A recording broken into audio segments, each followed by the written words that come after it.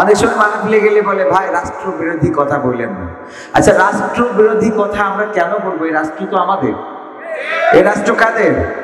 এই বাংলাদেশ আমাদের। এই বাংলাদেশ আমরা রক্ত দিয়ে কিনেছি। এই বাংলাদেশে 9 মাস আমরা লড়াই করেছি, বুকের তাজা রক্ত ঢেলেছি। 30 লক্ষ মানুষ জীবন হারিয়েছে, 2 লক্ষ বাবুর ইজ্জত হারিয়েছে, এক সাগর রক্ত ঢেলেছি।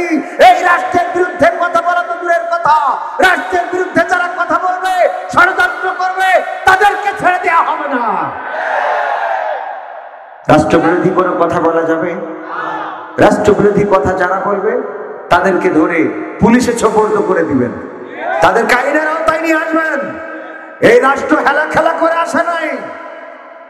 স্বাধীনতার মহান স্থপতি বঙ্গবন্ধু শেখ মুজিবুর রহমান উনি ডাক দিয়ে বলেছিলেন, তোমাদের যা কিছু আছে তাই নিয়ে শত্রুর মোকাবেলায় প্রস্তুত থাকো। মনে রেখো, এবারের সংগ্রাম মুক্তির সংগ্রাম, এবারের সংগ্রাম স্বাধীনতার সংগ্রাম। ঠিক না বেটি? এই আওয়াজ শুনেই বাংলাদেশের মানুষ জাগ্রত হয়েছিল। 7 মার্চের ভাষণ শুনেই বাংলাদেশের মানুষ উজ্জীবিত হয়েছিল, বাংলাদেশের মানুষ ঐক্যবদ্ধ হয়েছিল, বাংলাদেশের মানুষ একটি স্বাধীনতা চেয়েছিল।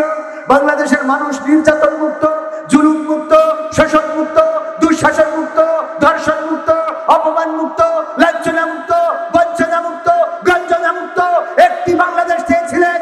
যেই সোনার বাংলাদেশের স্বপ্ন দেখিয়েছিলেন স্বাধীনতার মহান স্থপতি বঙ্গবন্ধু শেখ মুজিবুর রহমান। বলেন ঠিক কিনা?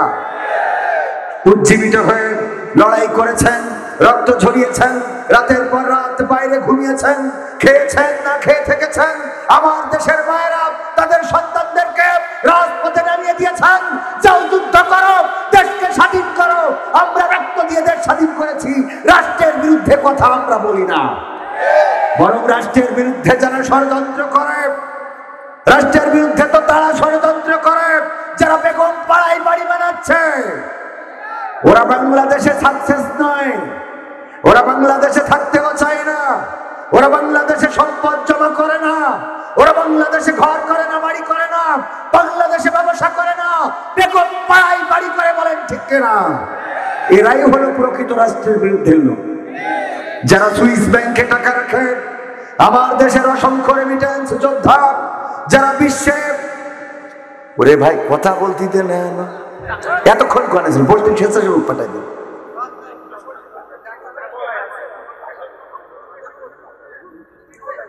ওকে বসতি বললে ওরা চলি, এগুলো বোঝে না। ওই সব যুবকরা, ওদের এনার্জি আছে, ওরা বসে ওয়াজ শুনতে চায় না, তারাই শুনতে চায়। ওদের বসতি বললে রাগ হয় যে বসবো কেন, চলে যাবো। ঠিক বলেছি না আমাদের পক্ষে? এই জন্য আজকে দাঁড়াই শুনবে সারা রাত। না, সারা রাত থাকবো না ইনশাআল্লাহ। রাগ করেন না, বিষয়গুলো কথা বলার মধ্যে হুট করে কাটি মারলি হয় না। আমি তো আর অত শিক্ষিত না, বোঝেন না? আমার এলেম নেই, কালাম নেই, আমল নেই, কিছু নেই। এই সিধাই যেই বলতে যাই আপনারা যেই কাটি মারেন সেই হারাই ফেলি। কনে যাইছে পরীক্ষায়, তাই ভালো লিখতে পারতাম না। বাবা রাগ করে পান খাওয়া হয়নি, আর এখন খাওয়া হয় না, দাঁতে একটু পিন্ডি বানাসা। আলহামদুলিল্লাহ, আল্লাহ নেখায় দিক। বলেন আমি পান খাবেন না শুধু, কিন্তু বিড়ি খাওয়া যাবে? বিড়ি খাবেন না? হ্যাঁ, আমার যুবকেরা বিড়ি খায় নাকি? তরুণেরা কিছু না? আমার শোনার ছেলেরা, এরা কত সুন্দর সুন্দর মনের মানুষ, এদেরকে কাঠি মারার দরকার আছে? ওরা দাঁড়ায় শুনবে, যখন ভাল লাগবে অটোমেটিক বসে যাবে ইনশাআল্লাহ। এরা শোনার মানুষ, এরা বাস্তবিক অর্থেই ভালো। এদেরকে নষ্ট করে কিছু পুলাপান আছে, বোরকা পরা মেয়ে, বোরকা পরা মেয়ে আমার পাগল করেছে। ওই চোখ দিয়ে তাকায়, কয় তোমার বলে ভাল লাগে। আবার বাড়ি দিয়ে ফেসবুকে লিখে হাই, ও কয় হাই মানে কি? তুমি যখন হাই মারিস আমি কি করবো? অসুবিধে নেই।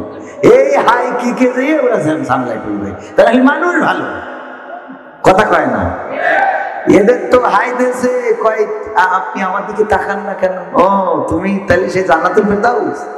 ওরা তো আবার কি জান্নাতুল ফেরদাউস, জান্নাত পাতি হলে ওদের সাথে আইডিতে ফেরেন লিস্টে যেতে হবে নাকি? হ্যাঁ, যুবকেরা যাওয়া যাবে না? আমার যুবকেরা, শোনার ছেলেরা, আজকে এখানে মাহফিলকে তারা অন্তর দিয়ে এই কোরআনের মাহফিলকে ভালোবাসে বলেই এই শীতের রাতকে উপেক্ষা করে এখনো এখানে দাঁড়িয়ে আছে। ঠিক না? আর বসার জায়গাও তো বেশি নেই, যা আছে মোটামুটি ভাইজানেরা আমরা একটু, যদি সম্ভব হয়, আমার ভাইজান যেহেতু অনুরোধ করেছে, যদি সম্ভব হয়। কি করতেছেন? কি মানুষ দেখে ফেলাবেন? হ্যাঁ, ওইসব গোপনে দিতে হয়, সব সরাসরি দিচ্ছে। মান ইজ্জত রাখলো নাই কিনা আসার পরে আপনারা এ করলে হবে। ওই আমার শোনা ছেলেরা আমার ভাইজান রাগ করে যায়, একটু বলতে আমি কেবল একটা স্টার্ট করছিলাম, তার মধ্যে এসে যে কইছে আমার একটু রাগ, ভাই রাগ করি না। হ্যাঁ শোনা, আমার যুবক মানুষ না, রাগ করবে কেন? আমার ভাই কি إن الحمد لله نحمده ونستعينه ونستغفره ونؤمن به ونتوكل عليه ونعوذ بالله من شرور أنفسنا ومن سيئات أعمالنا من يهده الله فلا مضل له ومن يضلله فلا هادي له ونشهد أن لا إله إلا الله ونشهد أن سيدنا محمدا عبده ورسوله الذي أرسله بالحق بشيرا ونذيرا وداعيا إلى الله بإذنه وسراجا منيرا فقد قال الله تعالى في كلامه المجيد والفرقانه الحميد সবাই পড়েন আউযু বিল্লাহি মিনাশ শাইতানির রাজিম বিসমিল্লাহির রাহমানির রহিম ইন্নাল্লাহা ওয়া মালাইকাতাহু ইউসাল্লুনা আলান নাবী ইয়া আইয়ুহাল্লাযীনা আমানু সাল্লু আলাইহি ওয়া সাল্লিমু তাসলিমা আল্লাহুম্মা সাল্লি আলা সাইয়্যিদিনা মাওলানা মুহাম্মদ ওয়া আলা আলিহি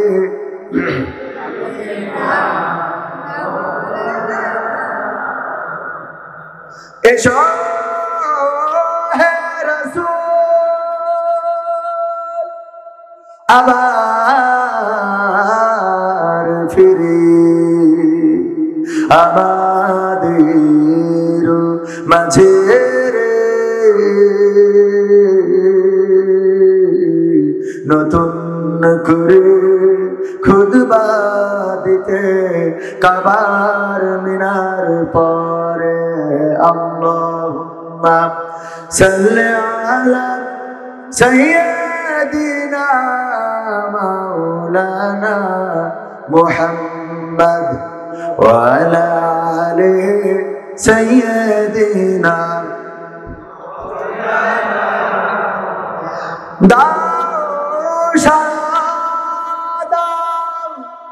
ওগো রাসূল আজকে কাঁদে যাহারা পরপারের কান্ডারে তুমি মোদের জানের পিয়ারা আল্লাহুম্মা সাল্লি আলা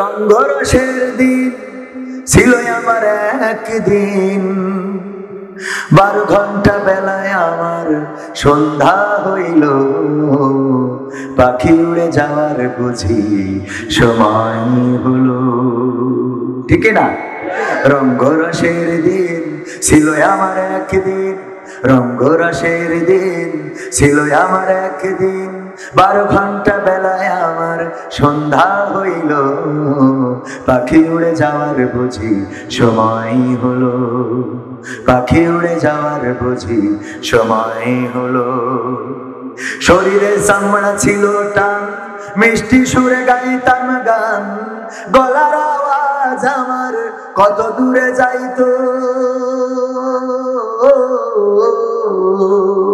শরীরে চামড়া ছিল টান, মিষ্টি সুরে গাইতাম গান, গলার আওয়াজ আমার কত দূরে যাইতো। পাইকা গেল মাথার চুল, কথা বলতে পড়ে ভুল, পাইকা গেল মাথার চুল, কথা বলতে পড়ে ভুল, চোখে দেখি গন্ডগোল, দন্ত নড়িল, পাখি উড়ে যাওয়ার বুঝি সময় হলো, পাখি উড়ে যাওয়ার বুঝি সময় হলো। ঘন ঘন আসে দম, কানেতে শুনি কম, পিছে পিছে জাম আমার ঘুরতে লাগিল। ঘন ঘন আসে দম, কানেতে শুনি কম, পিছে পিছে জাম আমার ঘুরতে লাগিল। খাটো হয়ে আসছে পাও, হীন হলো সর্বদাও, খাটো হয়ে আসছে পাও, হীন হলো সর্বদাও। পাখি উড়ে যাওয়ার বুঝি, ভাবে বুঝি সময় আমার ফুরিয়ে এলো, পাখি উড়ে যাওয়ার বুঝি সময় হলো, পাখি উড়ে যাওয়ার বুঝি সময় হলো। এত সুন্দর পরিপাটি, খাঁচায় আমার ছিল খাটি, দিনে দিনে খাঁচায় আমার জং ধরিল। এত সুন্দর পরিপাটি, খাঁচায় আমার ছিল খাটি, দিনে দিনে খাঁচায় আমার জং ধরিল। পুরাতন খাঁচাতে পাখি করে শুধু ডাকা ডাকি, পুরাতন খাঁচাতে পাখি করে শুধু ডাকা ডাকি, একদিন আমায় দিয়া ফাঁকি উড়িয়া যাইব, পাখি উড়ে যাওয়ার বুঝি সময় হলো, পাখি উড়ে যাওয়ার বুঝি সময় হলো, পাখি উড়ে যাওয়ার বুঝি সময় হলো। মাথা বলবেন না? এই পাখি কি শুধু আমার একার উড়বে না সবার উড়বে? এই পৃথিবীতে চিরদিন থাকা যাবে? এই মাহফিল কততম মনে আছে আপনাদের? 14তম। এনে লিখা কত? ও 12তম। আমি তখন ভুল দেখিস তাইলে। কততম? 12তম। এই 12তম মাহফিল প্রথমে শুরু হয়েছিল, ওইটা কি ছিল? প্রথমতম বা একতম। কততম? একতম। দ্বিতীয়বার কি হয়েছে? দ্বিতীয়তম, তৃতীয়তম, চতুর্থতম, পঞ্চমতম, ষষ্ঠতম, 12তম। ঠিক কিনা? এই যে 12তম হইল, প্রথম বছর যখন মাহফিল হয়েছিল, সেই মাহফিলের শ্রোতা একজনও মারা যায়নি। হ্যাঁ, মারা গেছে? ও আচ্ছা। প্রথমবার মাহফিল দিতে যেয়ে যারা বিরোধিতা করেছিল, বলেছিল ও দিয়ে কাজ কি, টাকা দিলাম আছে, এরম লোক একজনও মারা যায় না। গেছে? ওরাও গেছে? ও তাইলে তো ওরাও গেছে, তাই না? বাধা দেওয়ার লোক ছিল না? ছিল না? এখনো আছে না নাই? বাধা দেওয়ার লোক ছিল, মাহফিল বাস্তবায়নের লোক ছিল, মাহফিলের পক্ষে থাকা লোক 12 বছরের মধ্যে অনেকে মারা গেছে। আবার মাহফিল বিরোধিতা করা লোকও মারা গেছে না যায় নাই? মারা গেছে, দুনিয়া ছেড়ে যাওয়া লাগলো। ওগো আমার ভাইরা, আজকের এই মাহফিল হচ্ছে কোরআনের মাহফিল। কত আলেম ওলামা এসেছেন, তাদের মধ্যে আমি বড়ই হতভাগা। অনেক বিজ্ঞ আলেমেরা এসেছে, কোরআনের কথা বলেছে। স্টেজে গণ্যমান্য ব্যক্তিবর্গ, আমার চাচাজি রয়েছেন, অনেক গণ্যমান্য ব্যক্তিবর্গ রয়েছে। আর আমার সামনে আল্লাহ যাদেরকে বাছাই করেছে, তারা এখানে আসতে পেরেছে। বলেন ঠিক কিনা? এখানে আসার জন্য ভাগ্যের দরকার আছে না নাই? ভাগ্য যদি না থাকে কি আসা যাবে? আসা যাবে না। এই জন্য প্রথম বছর, দ্বিতীয় বছর, তৃতীয় বছর এমনি ভাবে যারা মাহফিলে এসেছে, মাহফিলের পক্ষে ছিল, কবর দেশের বাসিন্দা হয়ে গেছে। এই মাহফিল কায়েম থাকার কারণে, এই মাহফিল চালু থাকার কারণে ওই ব্যক্তি, ওই বান্দা কবরে বসে সওয়াব পাচ্ছে না? পাচ্ছে না? কবরে বসে সওয়াব পাচ্ছে। আর যে ব্যক্তি মাহফিলের বিরোধিতা করেছিল, এই মাহফিলের বিরুদ্ধে কথা বলেছিল, এই মাহফিল বন্ধ করার চেষ্টা করেছিল, সেই ব্যক্তিও কবরে আছে। ওখানে কবরে থেকে থেকে গুতানি শেষানি খাচ্ছে না? খাচ্ছে না?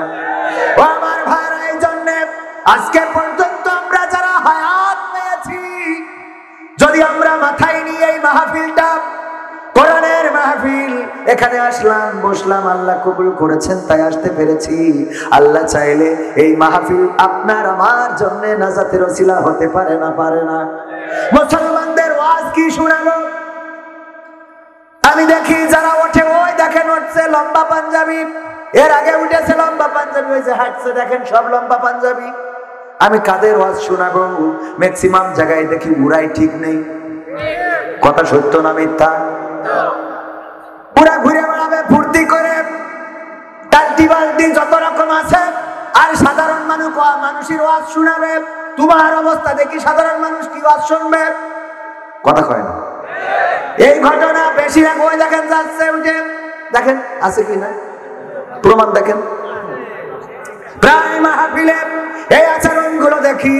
ওগো আমার মাদ্রাসার ছাত্ররা, ওগো আমার হুজুরেরা, মুফতিরা, মুফতিরা, মাওলানারা, ওগো আমার আল্লাহর ওলিরা, আপনারা তো অনেক বড় আল্লাহর ওলি।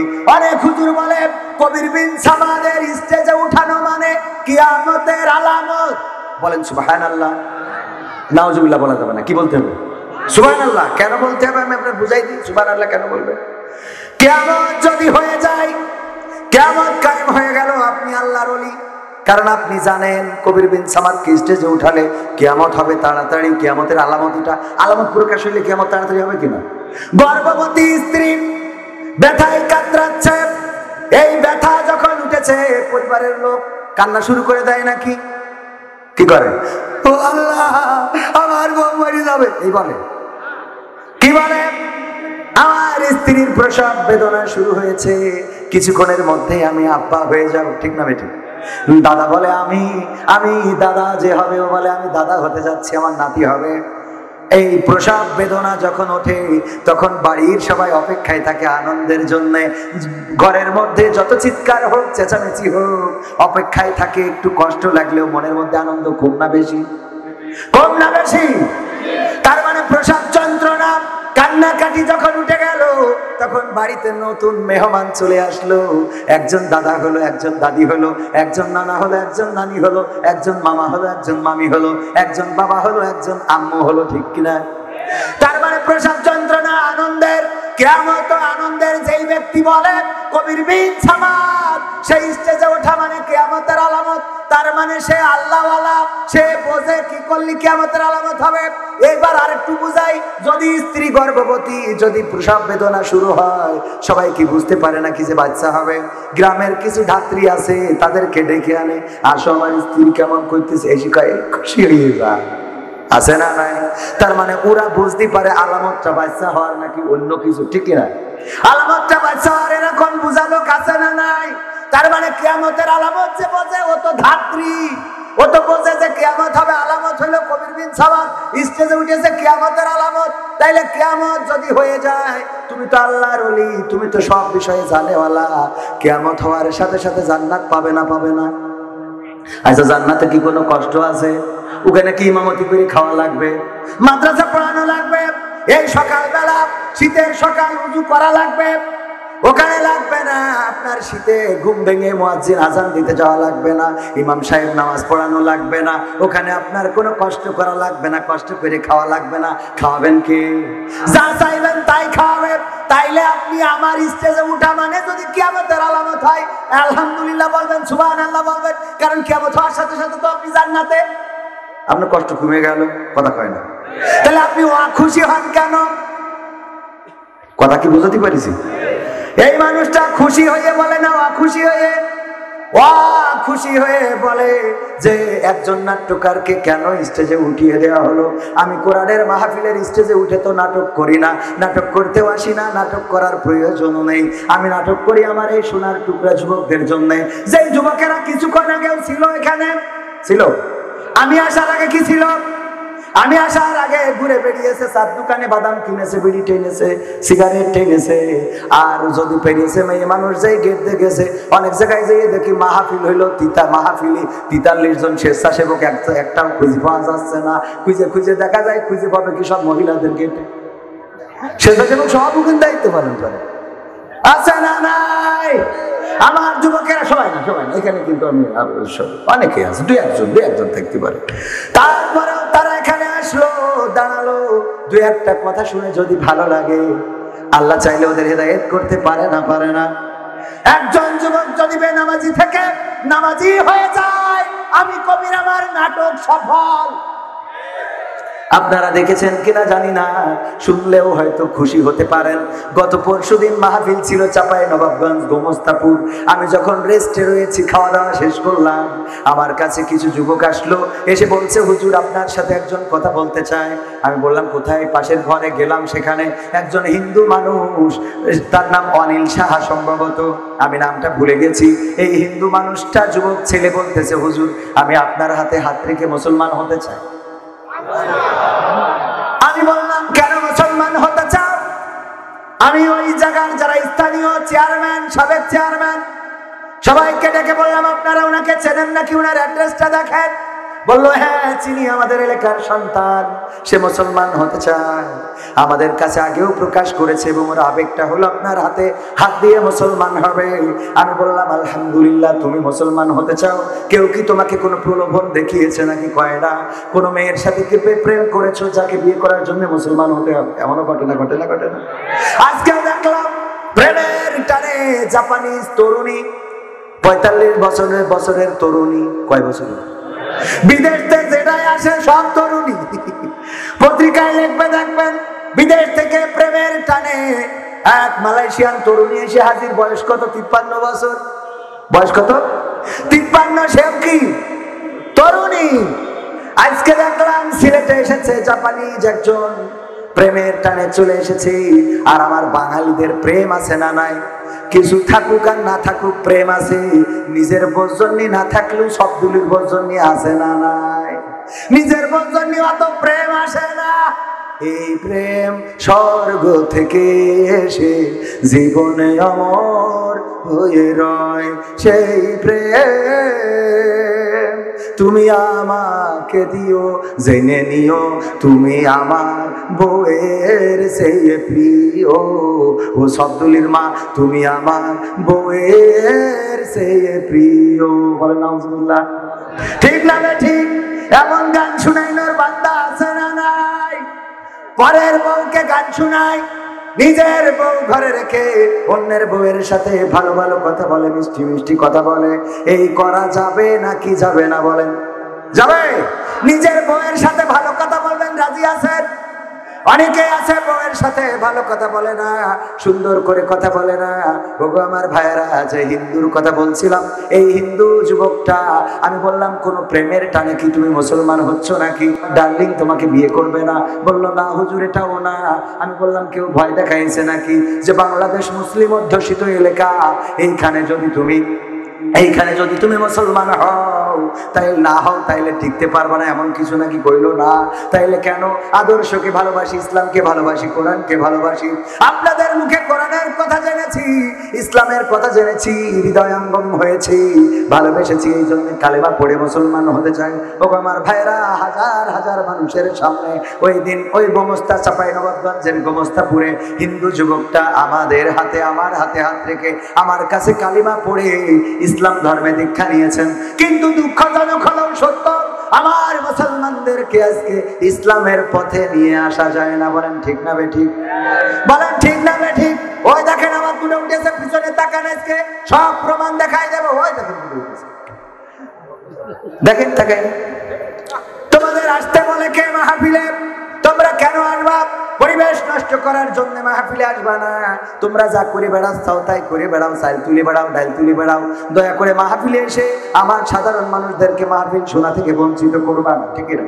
মাহফিলের পরিবেশ নষ্ট করে সাধারণ মানুষেরা কোরআন জানতে চায়, কোরআন বুঝতে চায়। আলহামদুলিল্লাহ, আমি খুব ভালো জানি এমন নয়, কিন্তু আল্লাহ রাব্বুল আলামিন এই কণ্ঠটা দিয়েছেন কে? আমার কথা বলার যোগ্যতা দিয়েছেন কে? আমার কথাগুলো আপনাদের যে শোনাচ্ছেন এর তৌফিকও দিয়েছেন কে? আল্লাহ যদি তৌফিক না দিতেন, আল্লাহর কসম করে বলি আমার মতো গুনাহগার এখানে হাজার হাজার মানুষ, আমার দাঁড়ানো যুবকেরা, সোনার টুকরোরা এতক্ষণ পর্যন্ত দাঁড়িয়ে থেকে কথা শুনতো নাকি? এই ক্ষমতা দিয়েছেন কে? বরং আমার বিরুদ্ধে যারা কথা বলো, আমি বলে দিতে চাই স্পষ্ট, তুমি আল্লাহর বিরুদ্ধে কথা বলো। কারণ আমার আল্লাহ বলে দিয়েছেন, ওয়া মান আহসানু ক্বাওলাম মিম্মান দাআ ইলাল্লাহ ওয়া আমিলা صالحا وقال إنني من المسلمين আমার আল্লাহ বললেন তার কথার চেয়ে আর ভালো কথা কার হতে পারে? ওগো আমার সোনার টুকরা যুবকেরা শুনে নাও, ওগো আমার মুরব্বীরা শুনে নেন, ওগো আমার তরুণেরা কিশোরেরা তোমরাও শুনে নাও। আমার আল্লাহ রাব্বুল আলামিন পবিত্র কোরআনে যে কথাগুলো বলেছেন বান্দার কল্যাণের জন্য বলেছেন। আল্লাহ রাব্বুল আলামিন বললেন তার কথার চেয়ে আর ভালো কথা, উত্তম কথা কারোর হতে পারে না। যে ব্যক্তি নিজে ভালো কাজ করে আর অপরকে ভালো কাজের জন্য আহ্বান করে আর মুখে ঘোষণা করে দেয় আমি একজন মুসলমান, সুবহানাল্লাহ বলবেন না? অথচ আজকে মুসলমানদের অবস্থা, মালয়েশিয়ায় প্রবাসে ছিলেন এমন কেউ আছেন এখানে? মালয়েশিয়ায় ছিলেন, ওই যে একজন আছেন সাতুয়ারাং আডা দেপান সিনি দিয়া ডুডু মালয়েশিয়া berapa tahun কত বছর? হ্যাঁ 16টা বছর। তার মানে মালয় ভাষা দিয়া সুম্মা বলে পাহাড়, বুতল গে বুতল সুম্মা বলে পাহাড়। তার মানে আমি বললাম আমার মালয় ভাষায় যদি আমি বলি উনি সব কথাগুলো বুঝবেন। 16টা বছর মালয়েশিয়ায় ছিলেন, মালয়েশিয়া থেকে উনি ছুটিতে এসেছেন, গিয়েছেন। উনি জানেন বিমানে চড়লে মদ বিয়ার টাইগার দেয়া হয় না? হয় না? দেয়া হয়। বাংলাদেশি আমার সামনে বসা দুইজন মুসলমান আল্লাহর বান্দা, ওরা বলতেছে আমরা চাই বিভিন্ন রকম জুস, লেবুর জুস দেন বা আমের জুস দেন বা কমলার জুস দেন, এমনি ভাবে আমরা জুস গুলো খাই। আর আমার সামনে বসা দুইজন বলতেছে বিয়ার আডা, বিয়ার বিয়ার আডা, টাইগার আডা। বলতেছে আডা আডা মানে বিয়ার আছে, মদ আছে, মদ টাইগার। তো বলছে আছে বাগিলা। ও বলতেছে চাইনিজ, একজন চাইনিজ বুদ্ধিস্ট কোন ধর্মের অনুসারী? বুদ্ধিস্ট, সে হলো বিমানবালা। তাকে বলতেছে যে মদ আছে, মদ। তো বলছে আছে। তো বলছে বাগিলা মানে দাও। ওই বুদ্ধিস্ট বলতেছে বিমানবালা ইউ বুকান মুসলিম, মানে তুই কি মুসলমান না? বলছে ইয়াস হ্যাঁ মুসলিম। ওই চাইনিজ বুদ্ধিস্ট বলতেছে কালো ইউ মুসলিম, ইউ রাগামা তা বলে মিনুম এনিরা, ইউ তার মানে তুই যদি মুসলমান হস তোর ধর্মে এই পানিটা পান করা যাবে না, তা বলে মিনুম। ওই যে উনি বুঝছেন কথাগুলো, এটা পানি পান করা যাবে না। তখন ওই মুসলমান দুইজন বলতেছে ইউ বাগি সাজা তাপাই আছে কাপায়া ইউ মাউকান্না বাগি বাগিলা ইতু সাজা সুডা। তুই দিয়ার কথা দে, এত কথা বলিস রে, তোর এত কথা বলার দরকার নেই, তুই দিয়ে চলে যা কমপ্লিট, আর কোনো কথার দরকার নেই। তখন ওই বুদ্ধির বলতেছে ছায়া বলে বাগি তাপ্পি কালো আডা মাসালা আডা তাঙ্গুম ইউ মাও কেন্না সিন্দিরি তাঙ্গুম লেপাসমাতি কালো তাঙ্গুম ডেপ্পান তুহান ইউ সিন্দিরি তাঙ্গুম ছায়া তামাও তাঙ্গুম। তার মানে হলো যে তোর আমি পানি দিতে কোনো অসুবিধা নাই, মদ দিতে কোনো অসুবিধা নাই, কারণ আমি তোকে মদ দিতে বাধ্য, আমি এখানে চাকরি করি। তবে আমার কথা হলো পরকালে মরার পরে যদি আল্লাহ রাব্বুল আলামিন জবাব চাই, কৈফিয়ত চাই, সেখানে কৈফিয়ত দিবি তুই নিজে সিন্দিরি, মানে তুই নিজেই দিবি, তোর কৈফিয়তটা আমি দেব না, আমাকে জন্য দায়ী করবি না। বলেন আল্লাহ আকবার বলবেন। একজন বুদ্ধিস্ট মুসলমানকে শিখাচ্ছেন লেপাস বাতি কালো মাউ কান্না সওয়াল ইওর তুহান কালো সওয়াল ইউ মাউ জবাব আপা। তুই যদি প্রশ্ন করে আল্লাহ রাব্বুল আলামিন তুই কি জবাব দিবি? তোর জবাব কি? অথচ মুসলমানের সন্তান সেই ভয় পাইল না, বললো ইউ বাগি সাজা তাপায়া চিকা পায়া, তুই আমার দিয়ে দে, এত কথা বলার দরকার নেই। মদ নিল, ঢক ঢক করে পান করলো, এই হলো মুসলমান। আর একজন চাই না মুসলমানকে সাবধান করে। একজন হিন্দু মুসলমানদের আচরণ দেখে, মুসলমানদের ব্যবহার দেখে, মুসলমানদের চরিত্র দেখে ইসলামের পথে ধাবিত হয়। আর একজন মুসলমান সে দাঁড়িয়ে দাঁড়িয়ে এমন ভাবে মনে হয় কুত্তাও লজ্জা পেয়ে যায়। বলেন ঠিক না বেঠিক? আবার অনেকে এটা নিয়ে বলে যে ওইটা কোনো সমস্যা না, ওইটা কোনো সময়, মানে এই দাঁড়িয়ে পিশাব করা কিন্তু আবার একেবারে নাজায়েজ না। এটা আবার অনেকেই বলবেন হুজুর এটা কি হারাম? আসলে হারাম। আপনি যদি পরিস্থিতির শিকার হন কোনো সমস্যা নাই, কিন্তু এটা অসৌজন্যতা, এটা ভদ্রতা নয়। কি ঠিক না বেঠিক? এটা ভদ্রতা নয়।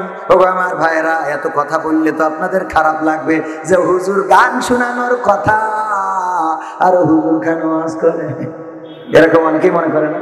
আমার যুবকদের জন্যও গান শোনাবো, আপনাদেরও দুই একটা গান শোনাবো। কার গান শোনাবো কি? অনেক সময় আমি প্রথমেই যে কথা বলছিলাম, আমার ভাইরা অনেক জায়গায় গেলে বলে হুজুর গতকাল রাত্রের মাহফিলের কথা কি বলবো, মাহফিল করে আসলাম, কোরআনের মাহফিল। আমার আগে যিনি কথা বলেছেন তিনি ছিলেন একজন বিজ্ঞ আলেম, ভারতের আলেম, কিন্তু বোঝার উপায় নাই উনি ভারতের বক্তা, আমাদের প্রিয় মিজানুর রহমান কাসেমি ভাই। উনি ওই যে দুর্ভিক্ষ কেন হবে এটার আলামত নিয়ে, দুর্ভিক্ষ হওয়ার কারণ নিয়ে আলোচনা করেছেন 27টি পয়েন্ট। কয়টি? 27টি পয়েন্ট এই দুর্ভিক্ষের কারণ নিয়ে আলোচনা করেছেন। বক্তা মানুষ, আমি তো অত বড় বক্তা নই, আর আমার মধ্যে অত এলেমও নেই যে আমি সুন্দর করে আপনাদের বুঝাই দিতে পারবো। ও আমার ভাইরা, এই আলামত গুলো নিয়ে আলোচনা করেছে। আমি জানি না কোনো কি ত্রুটি হয়েছে, আমি কথা বললাম, আমি গান সঙ্গীত শুনাইলাম, বাড়িতে আসলাম, তারপরে আমাকে ফোন দিলেন ওখান থেকে চেয়ারম্যানের সন্তান, সাবেক চেয়ারম্যান, এক্স চেয়ারম্যানের সন্তান, ওখানে ভাইস চেয়ারম্যান যিনি উপজেলার বাঘারপাড়ার উপস্থিত ছিলেন, আমার কাছে ফোন করে কান্না করতেছে, হুজুর আমার আব্বার কেবল পুলিশে অ্যারেস্ট করে নিয়ে গেছে। আমি বললাম ধৈর্য ধারণ করেন, হয়তো কোনো ত্রুটি থাকতে পারে, আমরা কথা বলেছি এর জন্য কি কোনো ত্রুটি হয়েছে নাকি? বললো না, আপনাদের কথা তো শুনেছি, আর আপনাদের কথায় যদি কোনো ত্রুটি থেকে থাকে তাহলে আপনাদের ধরবে, আমার আব্বাকে কেন ধরবে? ঠিক না? তারপরে যাই হোক, আর ওখানকার স্থানীয় কোনো সমস্যা হয়তো বা আছে, যেই সমস্যার কারণে আমি বললাম থানা কি বলছে, থানা বললো যে কালকে সকালে দেখা যাবে, আজকে সকালে চালান হয়ে গেছি। আইনের বাইরে আমরা কেউ নই, বলেন ঠিক না বেঠিক? আইন যেটা বলবে সেই পক্ষে আমি যদি অপরাধ করি আমাকে ধরার ক্ষমতা আছে না নাই? আইনের শাসন বাংলাদেশে প্রতিষ্ঠিত আছে। আমি যদি অন্যায় কোনো কথা বলি আমাকে ধরে নিয়ে যাক, কোনো অসুবিধা নাই, কিন্তু আমি যদি কোরআন থেকে কথা বলি, হাদিস থেকে কথা বলি, আর তাতে করে যদি আমার পরে আমাকে অ্যারেস্ট করা হয়, আমাকে গ্রেফতার করা হয়, তার কারণে যদি আমার পরে অন্য কোনো চাপ দেওয়া হয়, তাইলে সেটা জুলুমের শামিল, বলেন ঠিক কিনা? সেটা জুলুমের শামিল না, শামিল না? ও আমার ভাইরা, কোরআনের কথাগুলো জানার দরকার, বোঝার দরকার। কোরআনে একটাও রাষ্ট্রবিরোধী কথা আছে নাকি? বরং সমস্ত কথাগুলো রাষ্ট্রের পক্ষে। শুধুমাত্র আমরা বুঝি না বলে সমস্যাটা হয়। সমস্যা হয় কোনটা? আমাদের আব্দুল্লাহ আল আমিন ভাই সুন্দর করে বুঝিয়ে দিয়েছেন, আমরা কোরআন বুঝি না, এই জন্য ঝামেলাটা হয়। আমরা কোরআন বুঝি কেমন বুঝা? একজন হুজুর ইমাম সাহেব একটু ল্যাংড়া, কি একটু ল্যাংড়া, একটা মুসাল্লি আছে একটু কানা, চাচাজি চোখে কম দেখে। চাচা ভালো আছেন? ঘুম পড়েছেন না তো? না, মাশাআল্লাহ মাশাআল্লাহ। আল্লাহ চাচাকে দেখাতেন, বলেন আমি। কত সুন্দর মানুষ, বয়স হয়ে গিয়েছে, তারপরেও শীতের রাতকে উপেক্ষা করে মাহফিলে বসে আছেন। আল্লাহ রাব্বুল আলামিন যেন বছরের পর বছর এই মাহফিলের দায়িত্ব পালন করার তৌফিক দেন, বলেন আমিন। ও আমার ভাইরা, কি বলছিলাম? কানা ন্যাংরা, দেখেছেন কিরম নেটওয়ার্ক চলে যায়, এবার বুঝতে পারছেন? কানা ন্যাংরা, কানা মুসাল্লি আর ইমাম সাহেব একটু ল্যাংড়া, দুইজনে তর্ক বাঁধাইছে। একজন বলছে ব্রাজিল সেরা, আরেকজন বলছে আর্জেন্টিনা সেরা, আরেকজন বলছে Brazil Argentina, Brazil Argentina, Messi Neymar. এই তর্ক করতে করতে মাগরিবের আজান হয়ে গেছে। ইমাম বলছে তর্ক করি লাভ নেই, চলো আগে নামাজ পড়ে আসি। নামাজে দাঁড়িয়ে ইমাম সাহেব নামাজের মধ্যে তেলাওয়াত করতেছে, ওয়া কানা মিনাল কাফিরিন।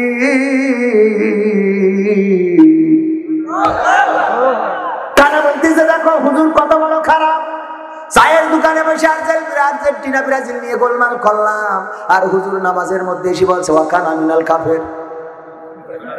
এত বড় খারাপ হুজুর, কিন্তু ধৈর্য ধারণ করেছে, যে যা কাজ বলেছে বলেছে। পরে আবার একদিন যেদিন ইমাম পড়ে ফেলেছে ওয়া কানা মিনাল কাফিরিন,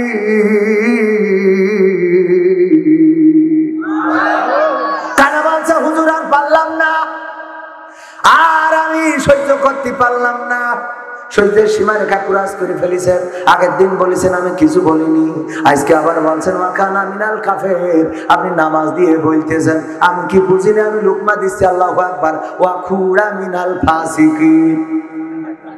আমি কানা যদি কাফের হয়, তুই খুরা ফাসিক, কারণ তুই আমার নামাজের মধ্যে দিয়ে ঝাড়ছিস কেন? বোঝেননি? এরম মানুষ আছে না নাই? কোরআন বুঝার দরকার। কোরআন যদি না বোঝেন ওই জামাইয়ের মতো অবস্থা হবে, যে শাশুড়ি বউয়ের শাড়ি পরেছে আর জামাই যে পিছনতে জড়াই ধরেছে, কারণ ওই শাড়ি দেখে দেখে অভ্যাস, এটা আমার বউর শাড়ি, বাড়ি গেছে কিন্তু শাশুড়ি এই রোদ হচ্ছে না, কয়েকদিন গেল খুব খারাপ অবস্থা, শাড়ি শুকাই নাই বলে মেয়ের বলেছে তোর শাড়িটা পরি। আর জামাই তো বুঝতে পারে না এই শাড়ি তো আমার বই পরে পিছনতে, মনে করছে একটু সারপ্রাইজ দিই, ঝামেলা বাঁধে না।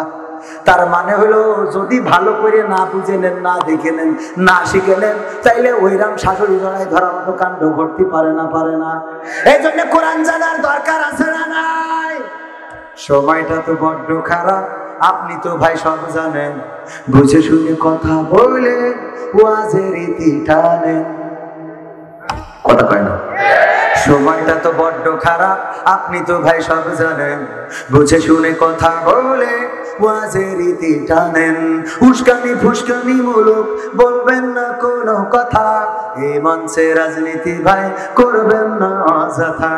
আমরাও ভাই কোরআন জানি মানি মোটামুটি, ঝামেলাতে থাকি মাঝে মাঝে নিয়ে ভোটা ভুটি।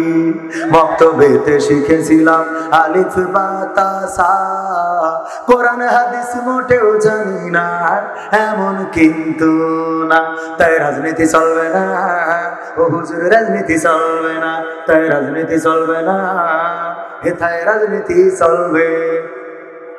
তারপর বলে হুজুর অমুক হুজুর ওয়াজ করে কত মধুর সুর, কবরেতে গেলে পাবো ৭০,০০০ হুর। এমন ওয়াজ আছে না নাই?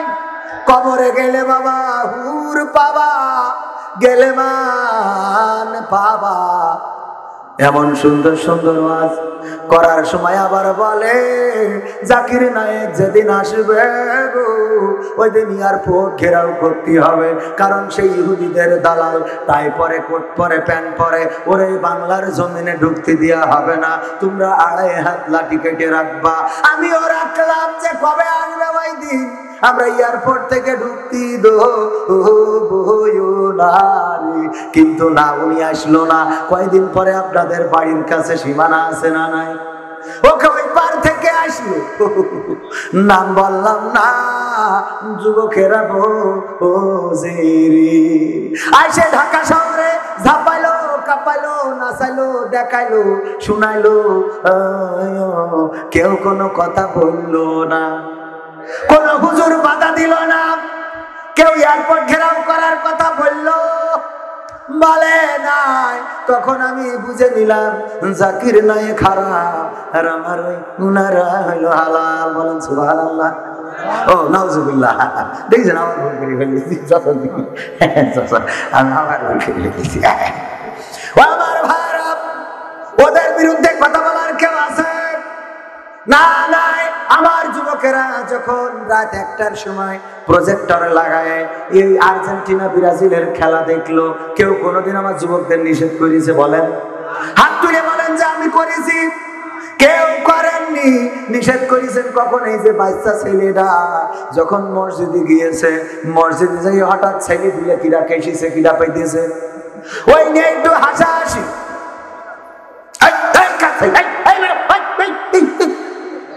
আছে না নাই?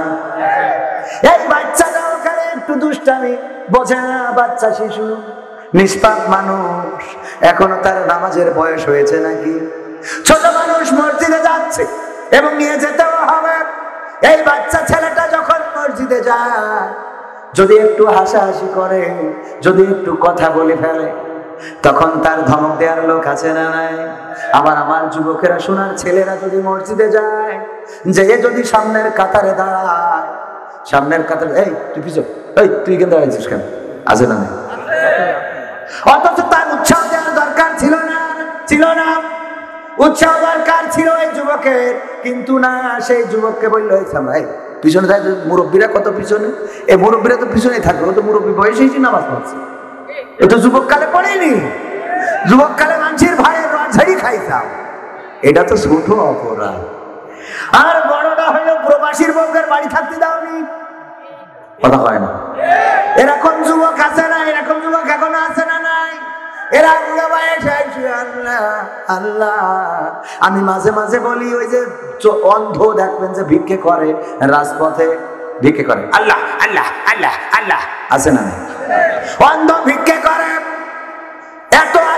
ডাকা ডাকে, যদি ওর চোখ থাকতো আমার বিশ্বাস ও এত আল্লাহ জিকির করতো না, কারণ ওর মতো চোখ আলা একটাও তো দেখিনি এত আল্লাহ ডাকতি। কথা কয় না? চোখ থাকলে ডাকতো না, ডাকতো না। আবার কিছু ফকির আছে বাবাজি আপনাদের এলাকায় ওইরাম নেই, ওরা যখন সকালবেলা ভিক্ষে করতে যায় দেখবেন সুস্থ মানুষ লাঠি বগল দাবায়, কনে লাঠি বগলে ওই নিয়ে সুন্দর করে জোরে হেঁটে যাচ্ছে। এইবার যেই যে গ্রামে ভিক্ষে করবো ওই গ্রামে যে লাঠিটা বের করে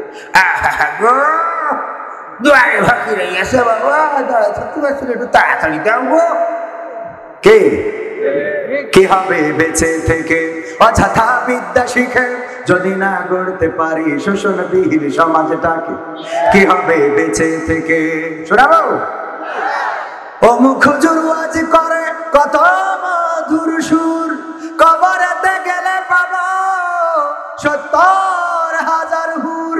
অনেক দোয়া আছে পড়লে কোটিতে সওয়াব, সারা জীবন পাপ করিলেও পেয়ে যাব মাপ। বাপ দাদারে নাজাত দিতে করেছি ৪০ সাল, আমার বেলায় ৪টা গরু গোয়াল ঘরে পোষা।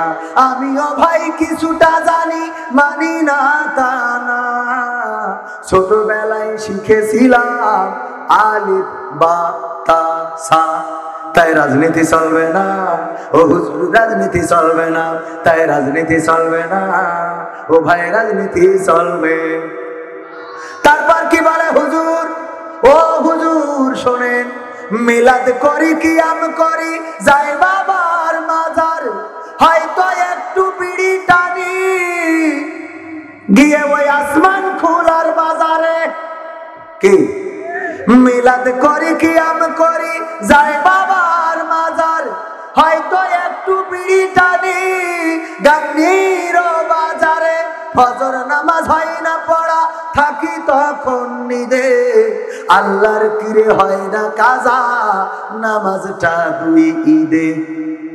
কি ফজর নামাজ হয় না পড়া, থাকি তখন নিদে, আল্লাহর কিরে হয় না কাজা, নামাজটা 2 ঈদে। নিয়মিত চেষ্টা করি পড়তে জুম্মা নামাজ, সেদিন শুধু হয় না পড়া যেদিন থাকে কাজ। 3টা জুম্মা করলে কাজা মুসলিম থাকে না, এই কথাটা ভালো করে আমার আছে জানা। তাই রাজনীতি চলবে না ও হুজুর, রাজনীতি চলবে না, তাই রাজনীতি চলবে না, হেথায় রাজনীতি চলবে। তারপর কি বলে হুজুর, ও হুজুর এই কোরআনে জিহাদ মিহাদ কোথায় আছে দেখিনি কোনখানে, দরগা পীরের মাজার আমার অনেক বেশি টানে, সেথায় গেলে শর্টকাটে ভাই, সেথায় গেলে জাহাজ ভরে জান্নাতে যাওয়া যায়, পরকালে তরাই নিবে চিন্তা তেমন নাই। পীর সাহেবের কাছে মুরিদ আমি আমার নেতা, বছর বছর ছাগল পাঠায় আমি আবার সেথা, হইলে ওরস কোনোভাবে মিষ্ট করি না, ওখান থেকে আল্লাহ রাসূল হয়েছে জানা। তাই রাজনীতি চলবে না ও ভাই, রাজনীতি চলবে না, তাই রাজনীতি চলবে না ও হুজুর, রাজনীতি চলবে। আমিও বলি কোন রাজনীতি চলবে না, এটা কোরআনের মাহফিল, এখানে আপনি রাজনীতি কেন করবেন? এখানে বাইডেনের নীতি চলবে না, ডোনাল্ড ট্রাম্পের নীতি চলবে না, এখানে অং সান সুচির নীতি চলবে না, এখানে নরেন্দ্র মোদীর নীতি চলবে না, এখানে ওই আব্দুল ফাত্তাহ আল সিসির নীতি চলবে না, এমনি ভাবে আরো অনেকের নাম বললাম না, তাদের নীতি চলবে না। এখানে নীতি চলবে কার? আল্লাহর কোরআনের নীতি করা যাবে না, যাবে না। তবে দুঃখজনক হলো আল্লাহর কোরআনের নীতির কথা বললে অনেকের আবার বুকের মধ্যে জ্বালা করে না, করে না, করে না, করে না। এমন মানুষ আছে না? নাই, আছে। ওদের যতই বলেন ওরা ভালো হবে না, হবে না। এই মাহফিল আমাকে বলেছে 11:30, তার মানে আর আধা ঘন্টা। আমরা আধা ঘন্টার মধ্যে আর একটু থাকতে কি কষ্ট হয়ে যাবে?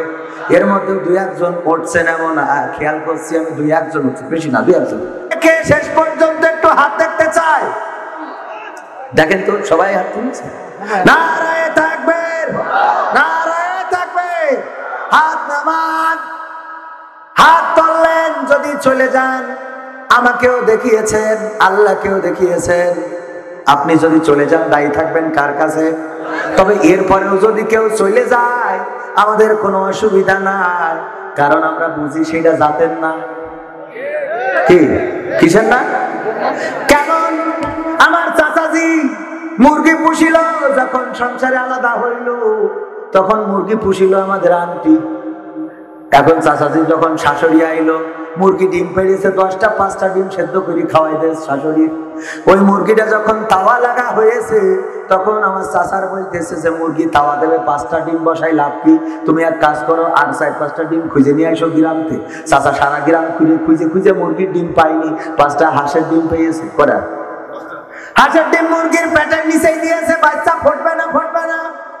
বাচ্চা ফুটেছে, ফুটার পরে এই শীতের সকাল মুরগি ওয়াজ করতেছে যে বাবাজিরাই আমার, ও আমার ছেলেরা মেয়েরা, দয়া করে কেউ ঠান্ডায় পানিতে নামবা না, কাদায় ভিজবা না, কাদায় নামবা না, কুয়াশায় যাবা না, তোমাদের বেকায়দা হবে, সর্দি লাগবে, ডাক্তার দেখাতে পারবো না, আমার অত টাকা নেই। ওয়াজ করেছে, করার পরে সন্তানি হয়ে কষ্ট পাবো, এই জন্য তোরা যাইস না, আর পানি কাদা তো মাখবি নে, ঠান্ডার সময় শীতকাল। এই ওয়াজ শোনার পরে খানিক পরে গেছে কলপাড়ে, মুরগির বাচ্চা তো আছে, হাঁসের বাচ্চা কলপাড়ে পানি দেখি ওখানে ঢুকেতে শুরু করে দিয়েছে। বাবা কাদা মাদা যা ছিল সব পানি, সমস্ত শরীরে কাদা মাদা লাগানোর পরে মুরগি বলছে আমার বিশ্বাস হয় না যে তোরা আমার সন্তান, তোরা যদি আমার জাতের হতিস তাহলে অন্তত এই পচা কাদা পানি দিয়ে এই করতিস নে। কথা কয় না? এই জন্য যারা কোরআনের মাহফিলে বসতে পারে না, কোরআনের মাহফিলে থাকতে পারে না, কাটি মারে, বুঝতে পারি ওটা আমাকে জাতের না, ওইটা শয়তানের জাতে, ওইটা ফেরাউনের জাতে, ওইটা আবু জেহেলের জাতে, ওইটা আবু লাহাবের জাতে। এই জন্য এখানে বসে থাকে আর ওই খালি শুধু পাই দেখো দেখো, এবার ওই পচা কাদায় যাবে, দোকানে যাবে, চার দোকানে থেকে রিটার্ন বারবারবে, দেখুন এসব বদলনি এরকম আছে না নাই? অথচ এখানে বসলে আল্লাহর রহমত পাওয়া যায় না, যায় না। আমার আল্লাহ বললেন ওয়াইযা কুরিয়াল কুরআনু ফাসতামিউ লাহু ওয়া আনসিতু লাআল্লাকুম তুরহামুন।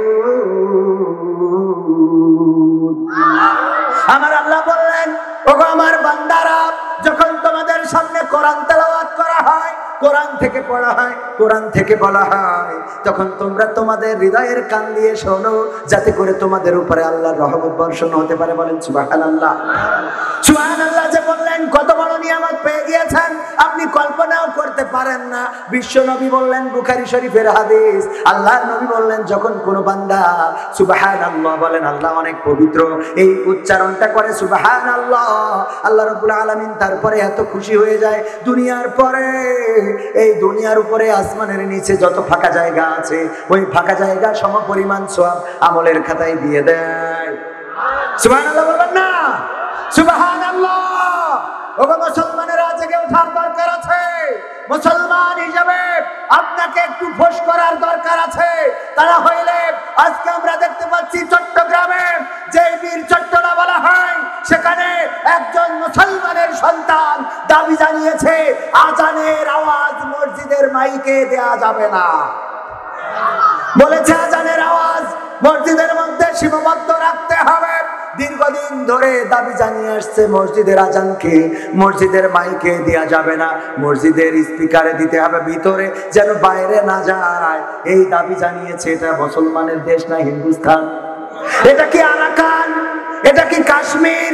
এটা কি ইউরোপ, আমেরিকা, ব্রাজিল, অস্ট্রেলিয়া, যে এখানে যা ইচ্ছা তাই দাবি করলো? এখানে আমরা বলি যে কত কোটি মুসলমান? কয় কোটি?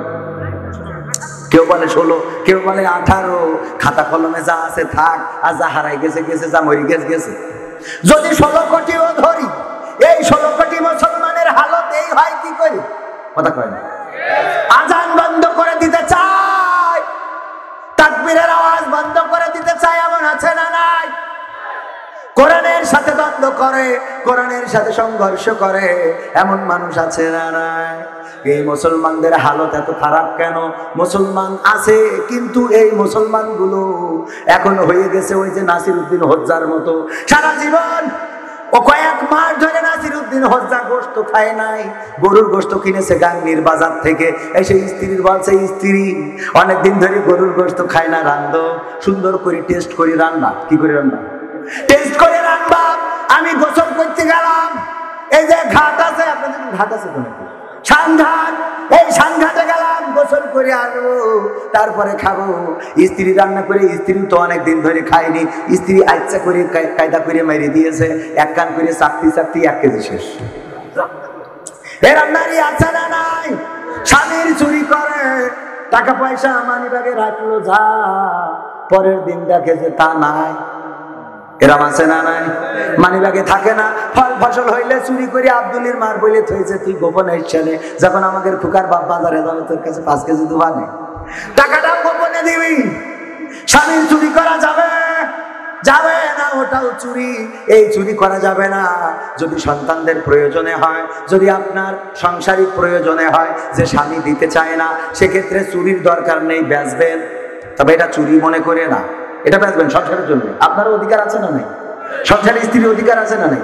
চুরি করে বেচা যাবে, এমনি বেচবেন, জানবি জানবেন না, খুন করে ফেলবেন, সমস্যা। ও আমার ভাইরা, এখন এক কান করে চাকতি চাকতি সব শেষ। নাসিরউদ্দিন হোজ্জা এসে বলছে, সরষের তেল দাও। সরষের তেল দিয়ে সরষের তেল গায়ে মাখতেছে, আর বলছে নিয়ে এসো, নাল পড়তেছে।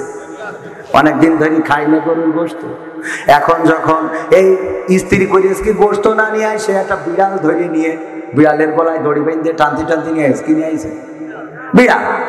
এই বলছে, তোমার কবার করে কলা, এই বিড়ালটা ফেলাই দিয়ে আসো। ফেলাও, এই বিড়ালটা সমস্ত গোশ খেয়ে ফেলছে। স্বামী বলতেছে, স্ত্রী সত্যি কি খেয়েছে? বলছে, বিশ্বাস করছো না, আমার তালাক দিয়ে দাও। যদি বিশ্বাস না করো, আমার তালাক দিয়ে দাও, আমি কার সাথে সংসার করছি? এরম নারী আছে না? কিছু হইলেই খালি তালাক চাই। আমি কই, তালাক চাও কোন মুখী? তোমার পছন্দ করতে যে যারা বিবাহিত তারা জানেন কতটা মেয়ে দেখতে হয়েছে। অনেকে 100টাও দেখে। কয়টা? 100টা। এই 100টা মেয়ে চাচাজি বিয়ের সময় 100টা মেয়ে দেখার জন্য, প্রত্যেক মেয়ে দেখার সময় কিছু হাদিয়া দিতে হয়েছে না হয় নাই? ফল ফ্রুট নিয়ে যেতে হয়েছে, মোটরসাইকেলের তেল কিনতে হয়েছে।